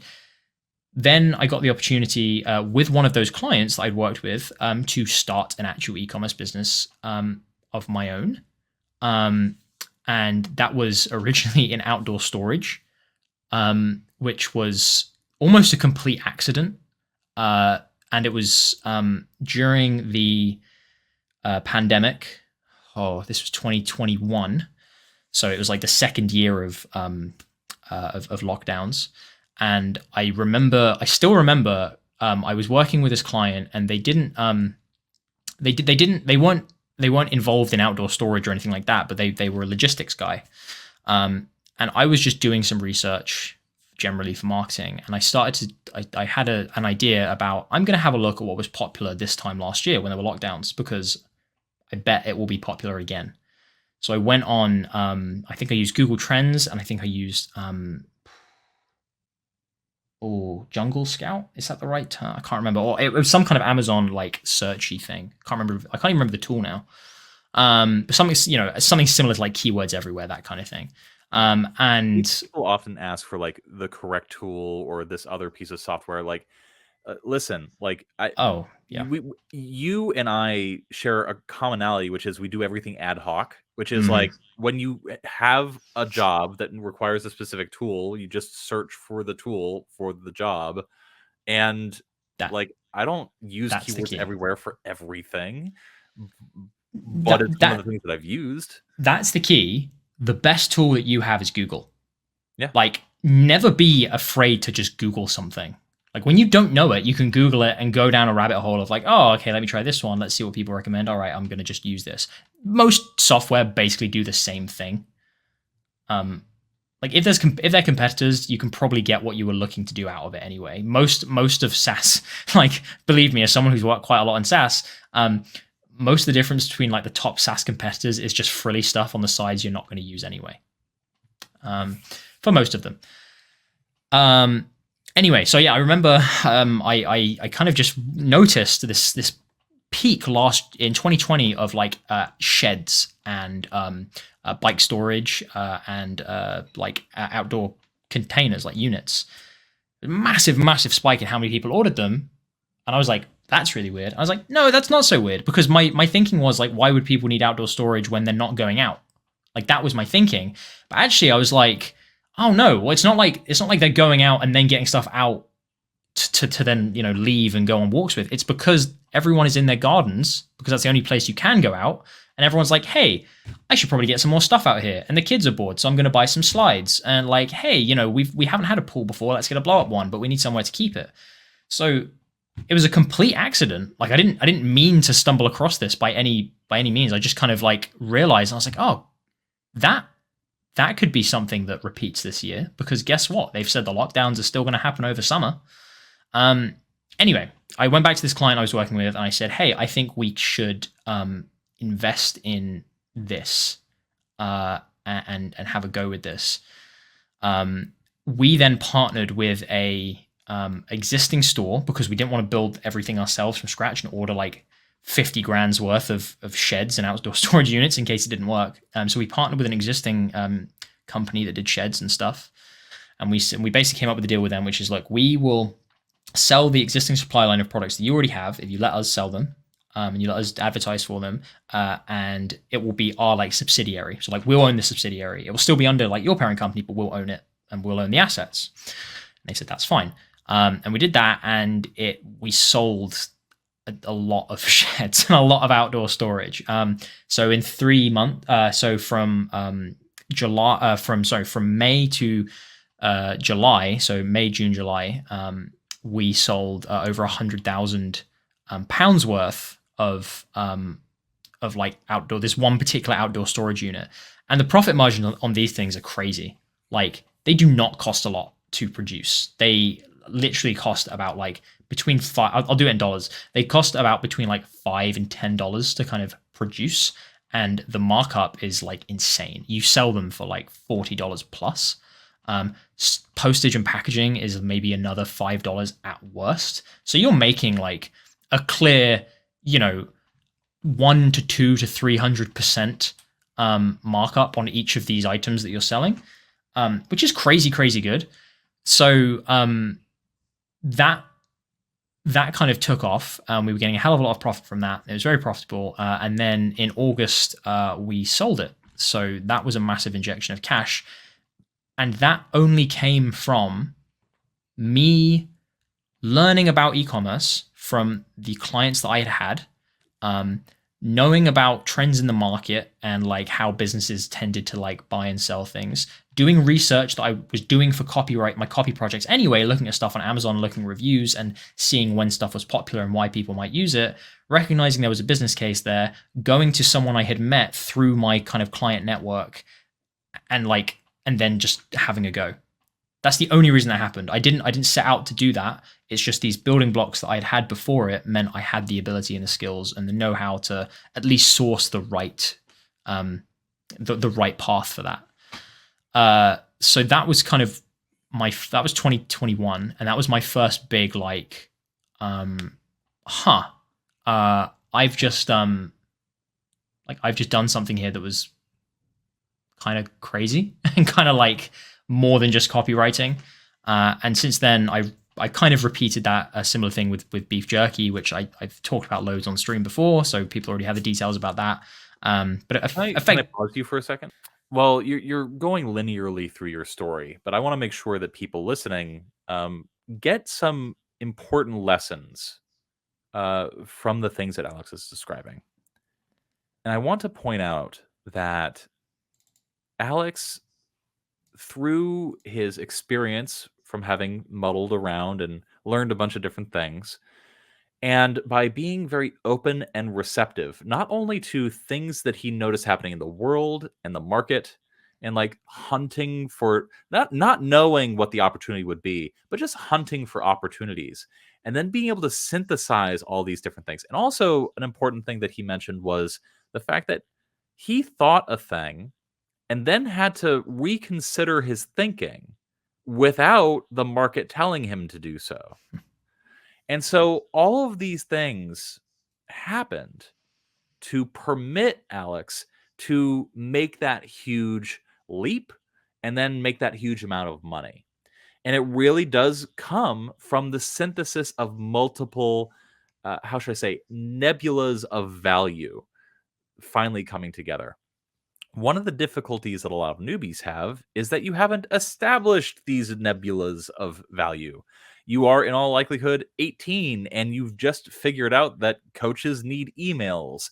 And you don't really know much else. And so one of the things that is incumbent upon you, if you want to go deeper into this world, is you need to be receptive and open to learning about things that don't feel like they have any immediate benefit. Like, for example, how many of you have sat there at 11 o'clock at night, half naked, Googling Google Trends, or Googling Google Trends, looking at Google Trends and searching for, spikes in interest around outdoor storage? That ain't going to be in a book. That's not going to be in a course. That's not going to be in any tool that we could possibly make for you. That has to come from the drive and a combination of different things that you've done and are doing so that you can actually synthesize stuff and see the value in it. And the people that succeed, in my experience, tend to have that quality, tend to have that, like, oh, I was reading about the history of fortune cookies and I discovered blah, which, by the way, is something that has actually been said by me. And so I wanted to make sure to drive home that lesson, that receptiveness, and that the fact that you need to synthesize information in order to create really big breakthrough opportunities for yourself. because the people that will fail in this business are the people that just go, oh, I just need to learn how to write emails and cold outreach and then reach out to clients and then I'll get $10,000 a month and Mm-hmm. I'm done. No, no. At that point, you are basically a button pusher. And if there's one thing that AI tools are trying to replace, it's you. No AI can do what Alex just did, or just described, rather. And so that's something that I want you to take away from this particular conversation. No, thank you for that interjection. I think that's a good. I mean, you pick up the interview format. I think picks up on things that I would not have myself said because I don't think I realize it. You didn't make me sound very cool though, sitting half naked on a bed. That is exactly what it was like. There's nothing. Listen, there's nothing cool about this lifestyle. No, Like no. your Andrew Tate's, your Eamon Ghazi's, your Tyson 4Ds, like they look cool. But guess what? The bulk of this job is. It is sitting in a chair, getting hemorrhoids, and like bashing your head against a screen with effort. Like it's not cool. Yeah. I've never really done anything cool with this. I think the coolest thing I do is with the money that I get from this. Like the actual job is not. Yeah, there really isn't much cool about like reading your 6th page of like complaints from pharmacists about a software that they once used. Like that's not a very sexy thing. It's not like, you're not at a strip joint. You're not doing the things that. Yeah. I need to rethink my lifestyle. Listen, like what you see on Instagram is like a slice of what they want to show you. Yeah. What you see on TikTok is a slice of what they want to show you. And the vast majority, like, listen, I've done really cool things. I don't advertise it or put it out there in the world that much because, like, again, that's not my lifestyle. My lifestyle, for the most part, is sitting in this chair and going, God, what's a good way to describe dividends? like how do I break down simply like what a Poisson distribution is for market returns? Like how do I express that in a way that people actually understand? Yeah. And then just like reading, like picking a book up off the shelf and like looking for ways other people have done it. Like that's my life. Yeah. I mean, mine is so often, and I was going to make this point earlier actually, because we said about like how there's not necessarily a book or one thing you can read and it sets out exactly what you do in copywriting. You just need to start, or like you just need to pick up a violin and start playing. For me, the first thing that jumped to my mind in that was HubSpot. For anyone who doesn't know what HubSpot is a CRM and a customer relationship manager or management system, if you like, or record manager, whatever it is. Yeah, it's a CRM. It's a thing. It's a software. And you can also use it to send emails for marketing. And I'd used it before.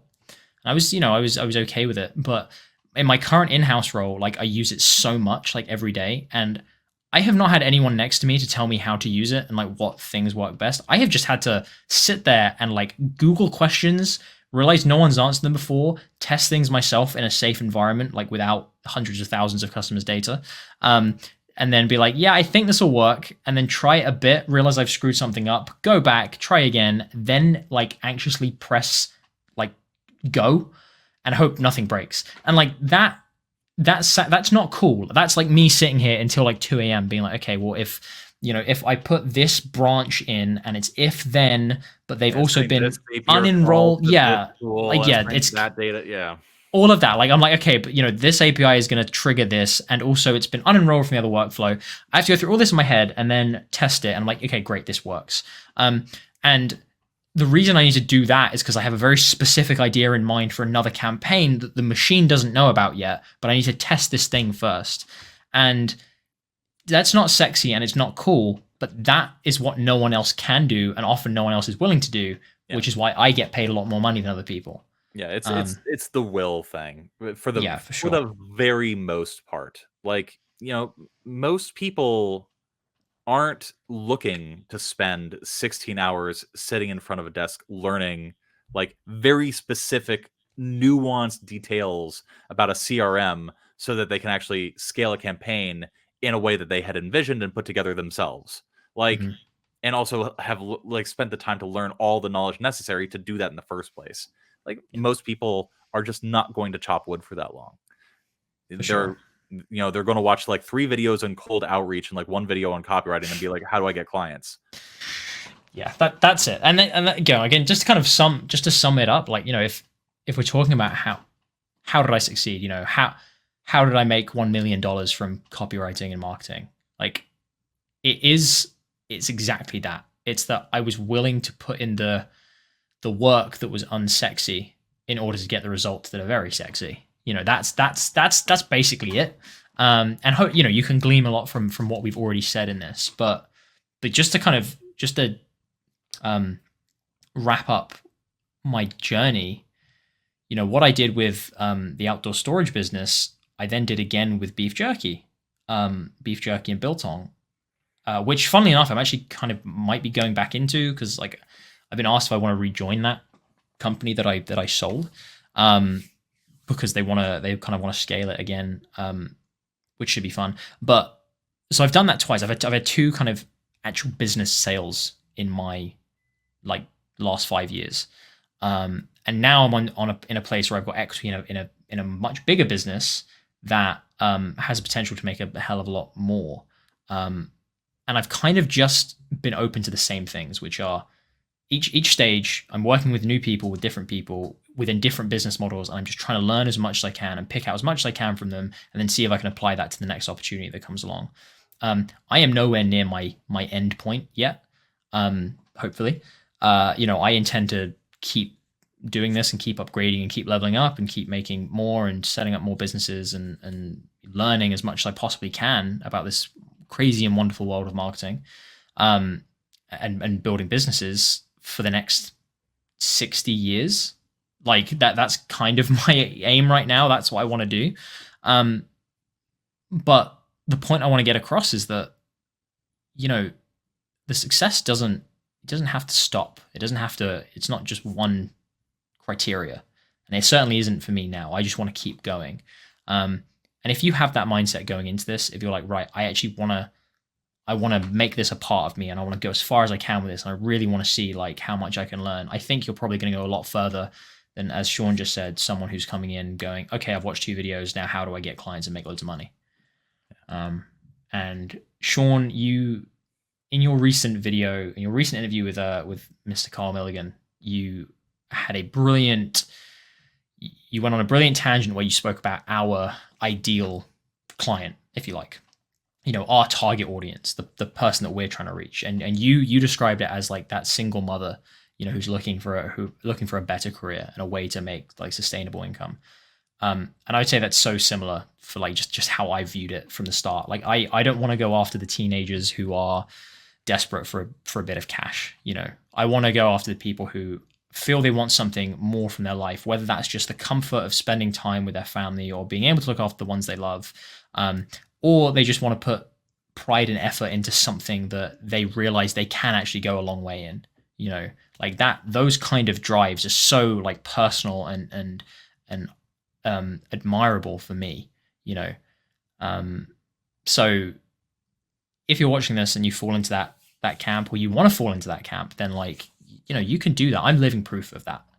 I'm still not sure if I should be a role model as such, but certainly I am proof that you can do it as well, even if you're young, or even if you feel like you're trapped, or even if you feel like you have too much responsibility. I've been all those things.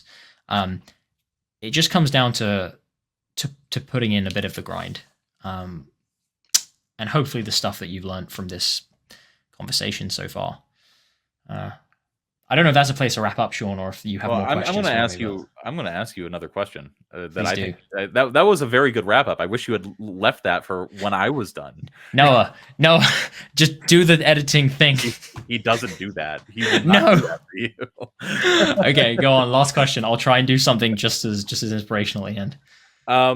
I think one important thing that I would like to add to what Alex just said, though, is that, there's different degrees and different levels. And like, yeah, there's a lot of upfront work to get you to, a level of income that you can make as a freelance. We're talking like that $2,000 to $6,000 a month level. And like you can do that with just an ordinary amount of effort following like a period of like really hard sprinting. And like you can learn all the stuff and then sort of you have a spike of effort and then come down and then just coast and make a ton of money. And by make a ton of money, I mean like make a decent living wage. And you don't really need to do much of that. It's one thing that I have to caution people about, though, is that in that period of extraordinary effort, if you start to see extraordinary results, one temptation that occurs is what I was describing earlier, which is that professional deformation where you start to see like what you're doing changing who you are and what you value. And there's a point, if you start to cross it, where what you want becomes unslakable, where you start to see the death of desire as being tantamount to death. And so what you start doing when you get into a position that Alex and I have found ourselves in is we start looking for like other things, like, hit that milestone of success. Okay, what's next? Hit that milestone of success. What's next? And there's no end to what's next because there's no end to opportunities in this world. And so really there's no point beyond a certain point where you can pump the brakes and say, okay, I'm good. Like that it never happens and will never happen to you. It's only if you have to like kind of rein yourself in at a certain point in your career and be like, okay, that's good. And if you try to go beyond that, you'll find yourself starting to change and pursue something that is effectively unattainable, but also like still keeps producing really crazy, wonderful results for you. It's a terrible Faustian bargain is what I'm trying to say. This copy and marketing thing. Yeah. I think it becomes a hobby. And I think that's the point I almost find myself at now. Like this is obviously my livelihood. And it's stressful at times, way stressful at times, and I do way more than I have to do. But it almost becomes a hobby. It's like a fisherman never stops trying to look for a bigger fish. It's not like, you catch that biggest fish and you're like, oh great, I never need to catch a big one. You're always like hoping for it, right? Yeah. That's where I am right now. I feel like, this is fun. Even the stress of like having to set up the rod and then it's snapping, not our rod. Our rod's I would never set up our rod. He's lovely. Rod's too level-headed to snap. Yeah, he is. Yeah. He's a good guy. Rod, he's like Joe Pera. He's like this. I love that dude. Speaking of bigger fish, like, man, that's a whole tangent that we can go down. And what I would rather instead do is ask you, I think, a better question that is going to be more valuable to people listening. Shoot. Which is, we talked about your journey to the 7-figure point. We talked about what it took. We talked about the trade-offs, the successes, the failures. We talked about how you did it. And so what I want you to do is I want you to think about, okay, looking back on this journey, what were the things that were the biggest eye-openers for you and the biggest, most valuable lessons you learned that you could then turn into advice? I still know the biggest eye-opener. And this, I'm still astounded by when I think of it now, even though it's something that I'm used to. The biggest eye-opener was, I can't believe how much money there is just out there. How many people are willing to pay money and how much money those people are willing to pay. and that's not in a particular niche. That's not in a particular industry. I just mean across the board in info publishing, in any kind of e-commerce good, for SaaSes, in corporate deals, in direct consumer products. I didn't grow up around like a lot of money. So the idea of spending $997 on a course is like for something you can't even have or, drive around in. Like that was so alien to me. And the biggest eye opener for me was joining the Copywriting Collective Discord and getting a behind the scenes look of working copywriters who were doing offers for course creators, for one. And they were showing me, they were like, oh yeah, this is going to be $497. This is going to be just under $2,000. And I just remember asking, I was like, who buys this? I literally could not comprehend like who buys this. Because I'd only ever been introduced to two concepts in my life, one of which was buying necessities, i.e. like you like have Beans, to have toast. Yeah. Beans. Well, you don't buy toast, you buy bread and then you toast it, you fucking idiot. Lesson learned. Anyway, yeah. So the necessities you have to have in life, food, the expensive necessities you have to have, things like a sofa, for example, like things that go into the hundreds of pounds or, or dollars. And then the other concept had been introduced to in my life was the idea of like crazy luxury, which was, people who would spend $500 on a bottle of wine, right? Which like have now done. But that's like that. Those are the only two things I ever had in my idea. And this was something that everyone had to do. And this luxury was something that only the top 0.1% of people could do. When I started doing copywriting work and I started talking to copywriters, and I realized that in like every industry, people were spending hundreds of dollars for fun. That completely opened me up to like, oh my God, I can make so much money. I was like, I cannot believe how much people are willing to spend. So like there must be money enough to go around. That was the biggest eye opener, I think, for me. And I hope that serves as something that's encouraging to people watching this, is that if right now you're someone who's used to like not spending much money, or, you've always been quite conservative with how you save and stuff, don't worry. Like there is enough money out there to make. And that manifested itself for me in being worried that there were too many copywriters and there were too many marketers. Like that was my big worry. I was like, oh, but there must be so many of us, who are doing this. Nope. Like there really aren't. There are not many people who know how to genuinely run a good business, or genuinely make more money for a business, or genuinely get more customers spending cash with a business. Like there really aren't many people who know how to do that. And I think being so immersed in the copywriting world can kind of trick you into thinking, God, every business must know stuff about this. Like every business must realize already what direct response is, and they must understand like how to make the most money out of their customers. But believe me, they don't. And I think those two things combined was the biggest eye opener, and they were both positive. They were both like, oh wow, it's really possible for anyone to do this. That was the biggest eye opener for me. Would you say that answers the eye opening part of the question, Sean? Absolutely. As for the second part of the question, can you remind me what the other thing was? Because I got too caught up on eye openers. Resources and lessons that you found extremely valuable that you would turn into advice. Oh, okay. Resources. Can I plug a book? Of course. It's not my own book, and we've already mentioned the author in this video, but Ready, Fire, Aim by Michael Masterson, Mark Ford, is... I only read that, I think, maybe a year and a bit ago, a couple of years ago, maybe. That hugely altered how I thought about offer building and businesses, and the idea of growing a business.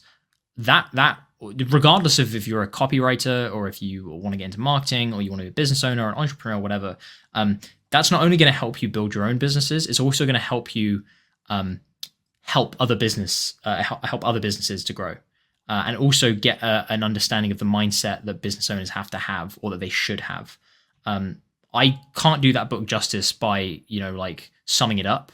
I would just recommend reading it, because that, I think, was an incredible resource for me.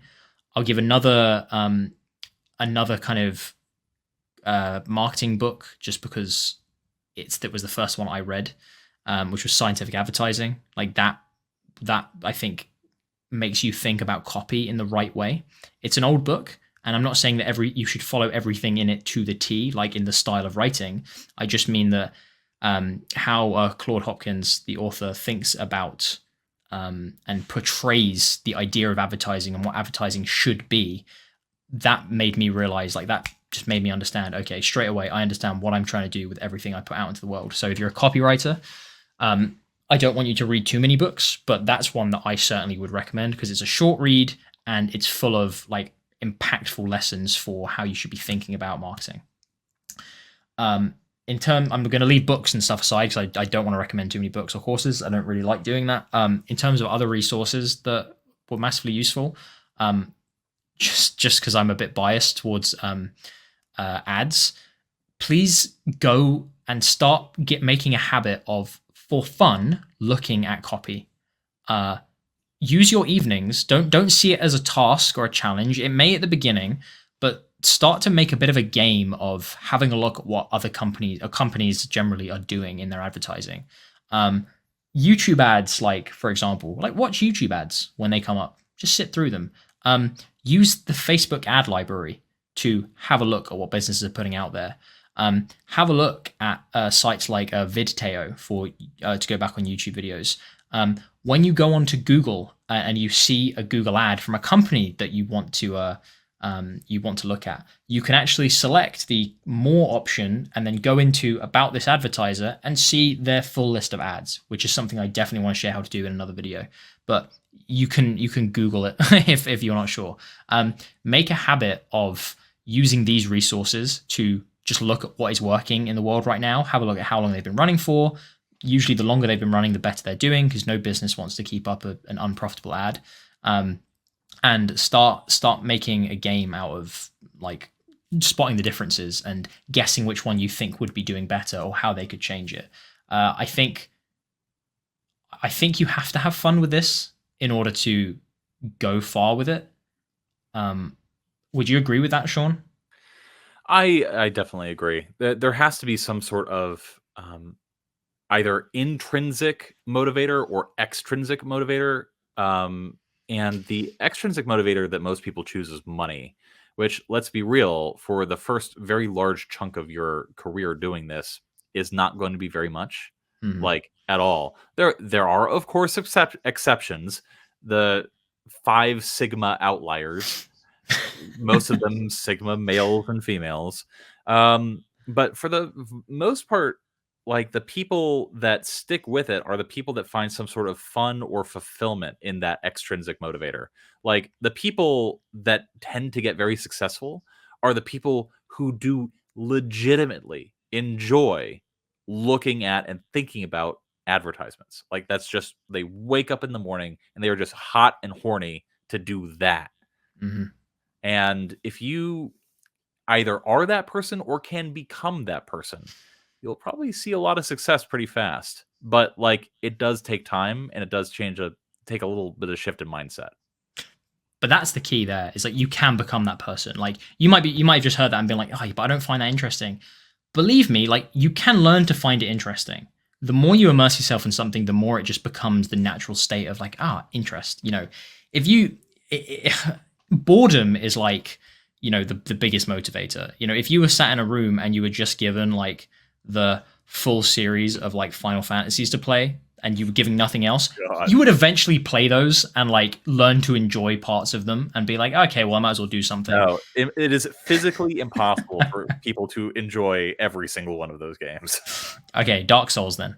But whatever the case, like, if you can make your default, like, oh man, I'm bored, activity go to, right, I'm going to look at advertising then, I'm going to have a look, I'm going to start immersing myself in that. If you can shut other things away, or like, just have the willpower to hold on with that, you will eventually start to be like, I've seen this with this other company, and I've seen this in other ads, and this is the same thing they're doing on YouTube videos, even though it's on Facebook. That's really interesting. So in terms of resources, that would be, I've given you 2 books. That would be my most practical set of resources, if you like. Like, just have a look at these ad libraries and make that part of your fun. Biggest lesson. Oh God, this is hard. It's always hard to do biggest or best or most important, because just do one that you think is one worth communicating in the context of what we've been talking about.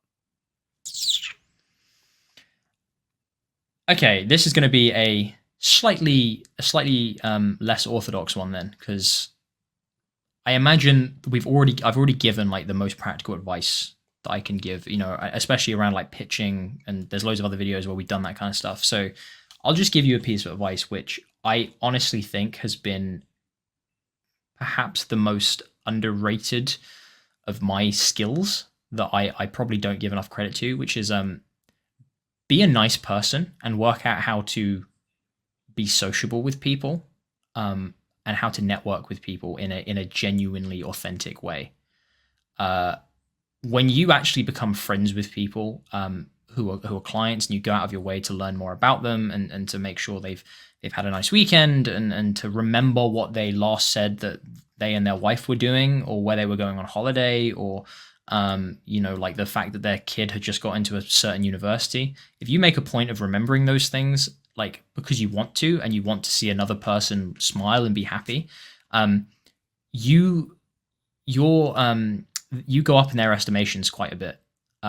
And just from my experience, the people who refer me are usually the people who get on with me, because usually people who I don't get on with, I don't even get the chance to prove myself through copywriting or marketing, because they can't be bothered to pursue things with me. But if you make yourself someone who's actually enjoyable to be with, and you genuinely care about other people's happiness, I think that gives you an edge over people who are just like, okay, this is all just business, I'm just going to make money, like, I just want to get the best clients and the best gigs. Because guess what? Most people don't actually care about your career and your success. Most people care about themselves and what they're doing this weekend. If you can become the person who starts to care about what that person is doing that weekend and what their interests are in life, it becomes far more easy for you to fulfill your goal of whatever it may be.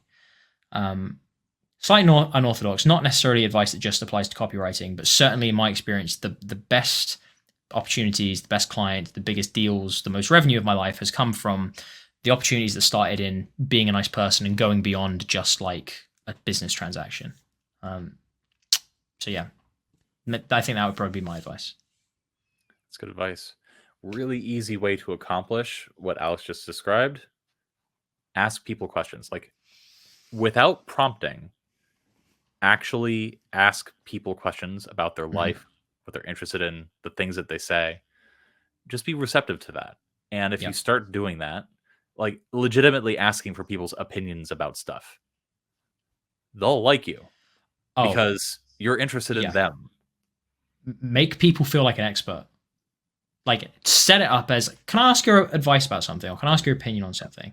And then say, like, I know you've got a lot of experience in this. What do you think about this thing that's happening in the market right now? Or how do you think this is going to affect it? Even if it's an ignorant question, I still remember, like, I remember when Brexit happened in the UK, I remember asking a lot of logistics companies, when it was coming into effect in 2018 and 19, I remember asking a lot of logistics companies who I was trying to kind of court at the time, just about like, oh, how is this going to affect you, by the way? Not like, oh, how is this going to affect my business? And I was like, oh, how are you guys preparing for this? Has it been stressful? Blah, blah, blah. And it's amazing how many people just go like, oh, it's nice to ask, and they'll chat away.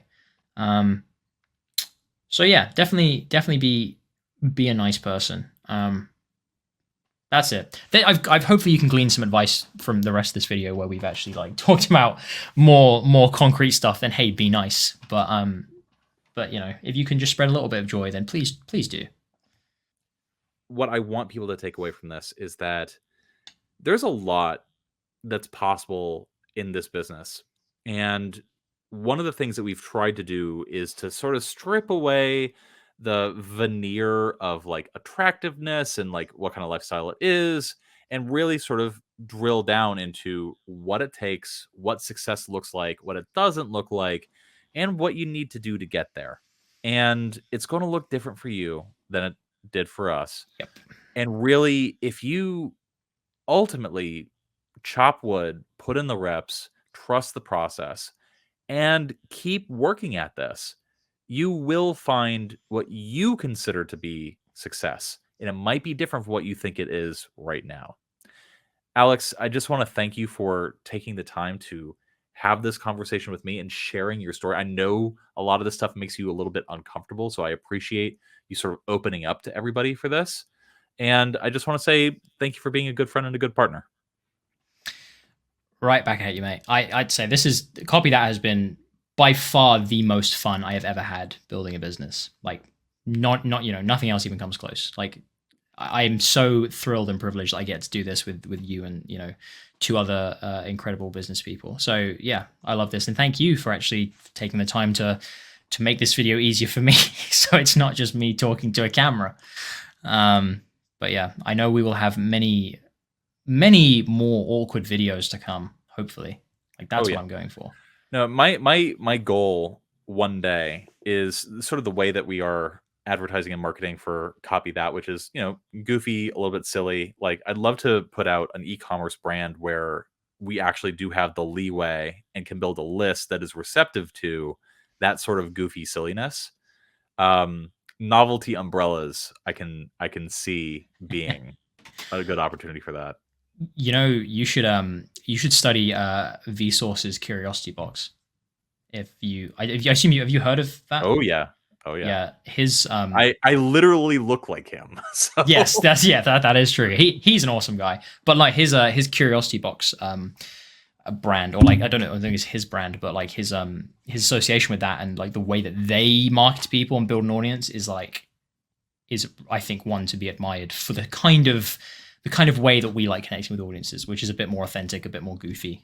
So we'll do something like that. Novelty umbrellas, beef jerky. Beef jerky. I really want to do. I said that I messaged you this the other week. I want to do a really disgusting health drink, which is like good for you but tastes horrible and smells gross. Yes. What else? We've got Spartan Strong. I don't want to reveal what that is because I actually want to do that. Yep. And I want to patent that. What else? What other weird e-commerce ideas have we come up with together? Oh god. Well, I want to do sporks, like fine dining luxury sporks. Yeah. But there's a lot, like seriously, like one day I'm going to invest in a like a shed and a CNC machine just so that like I'm just like like I want to design and build, I don't know, a smoker for whiskey glasses. Yep. We've seen that work. Yeah. So I want to get to a point where in my career where I can just like have most things kind of be like on the back burner so that I can really test some just wild, crazy shit. I am 100% with you there. Again, we were talking about success criteria. One of mine for the next kind of 5 years is I want to have a kind of like I do at the moment, but it's not really as incorporated as I would like it to be. I want to have just an umbrella company that has like 10 to 20 brands of completely unrelated stuff. I've already got one with a friend, and we have two, which is letterbox logistics. So we do like things that can be posted through a letterbox. Like that's the whole shtick. So everything. So beef jerky was under that. Underwear subscription is under that. So you can always post it through people's letterboxes or mailboxes, I guess you have in the US. Which I'm not sure if that would work in the US then, but I definitely want to have that. So if we want to work together to get some of those out there, let's do it. I'm down. Well, sir, here's to many, many more years of copywriting and marketing and making a ton of money and making goofy videos. And stay tuned for the next great video from Copy That, which may or may not be an interview. Really, I haven't looked at the release schedule in a while, and the next one the next one is the next one is a really good one. The next one is our breakdown of the Copy That business. Oh yeah, that's right. Behind the scenes, yeah. What is the title and thumbnail for that going to be? It's going to be something like how to make a $70,000 per year business on YouTube or something. I wanted it to be, I think, like how Copy That made 60. Yeah, because that's the other thing that's amazing is Copy That made 69,169. We have 69 in there twice. That's how much goofier and meanier. 269s, really, you're just right side up. Unless there's 4 people there. That's the didn't we start this video talking about a foursome? Or was that before the camera started? That was before we hit record. Okay, all right, okay. Damn, rumbled again. Yes, here's to more years of this.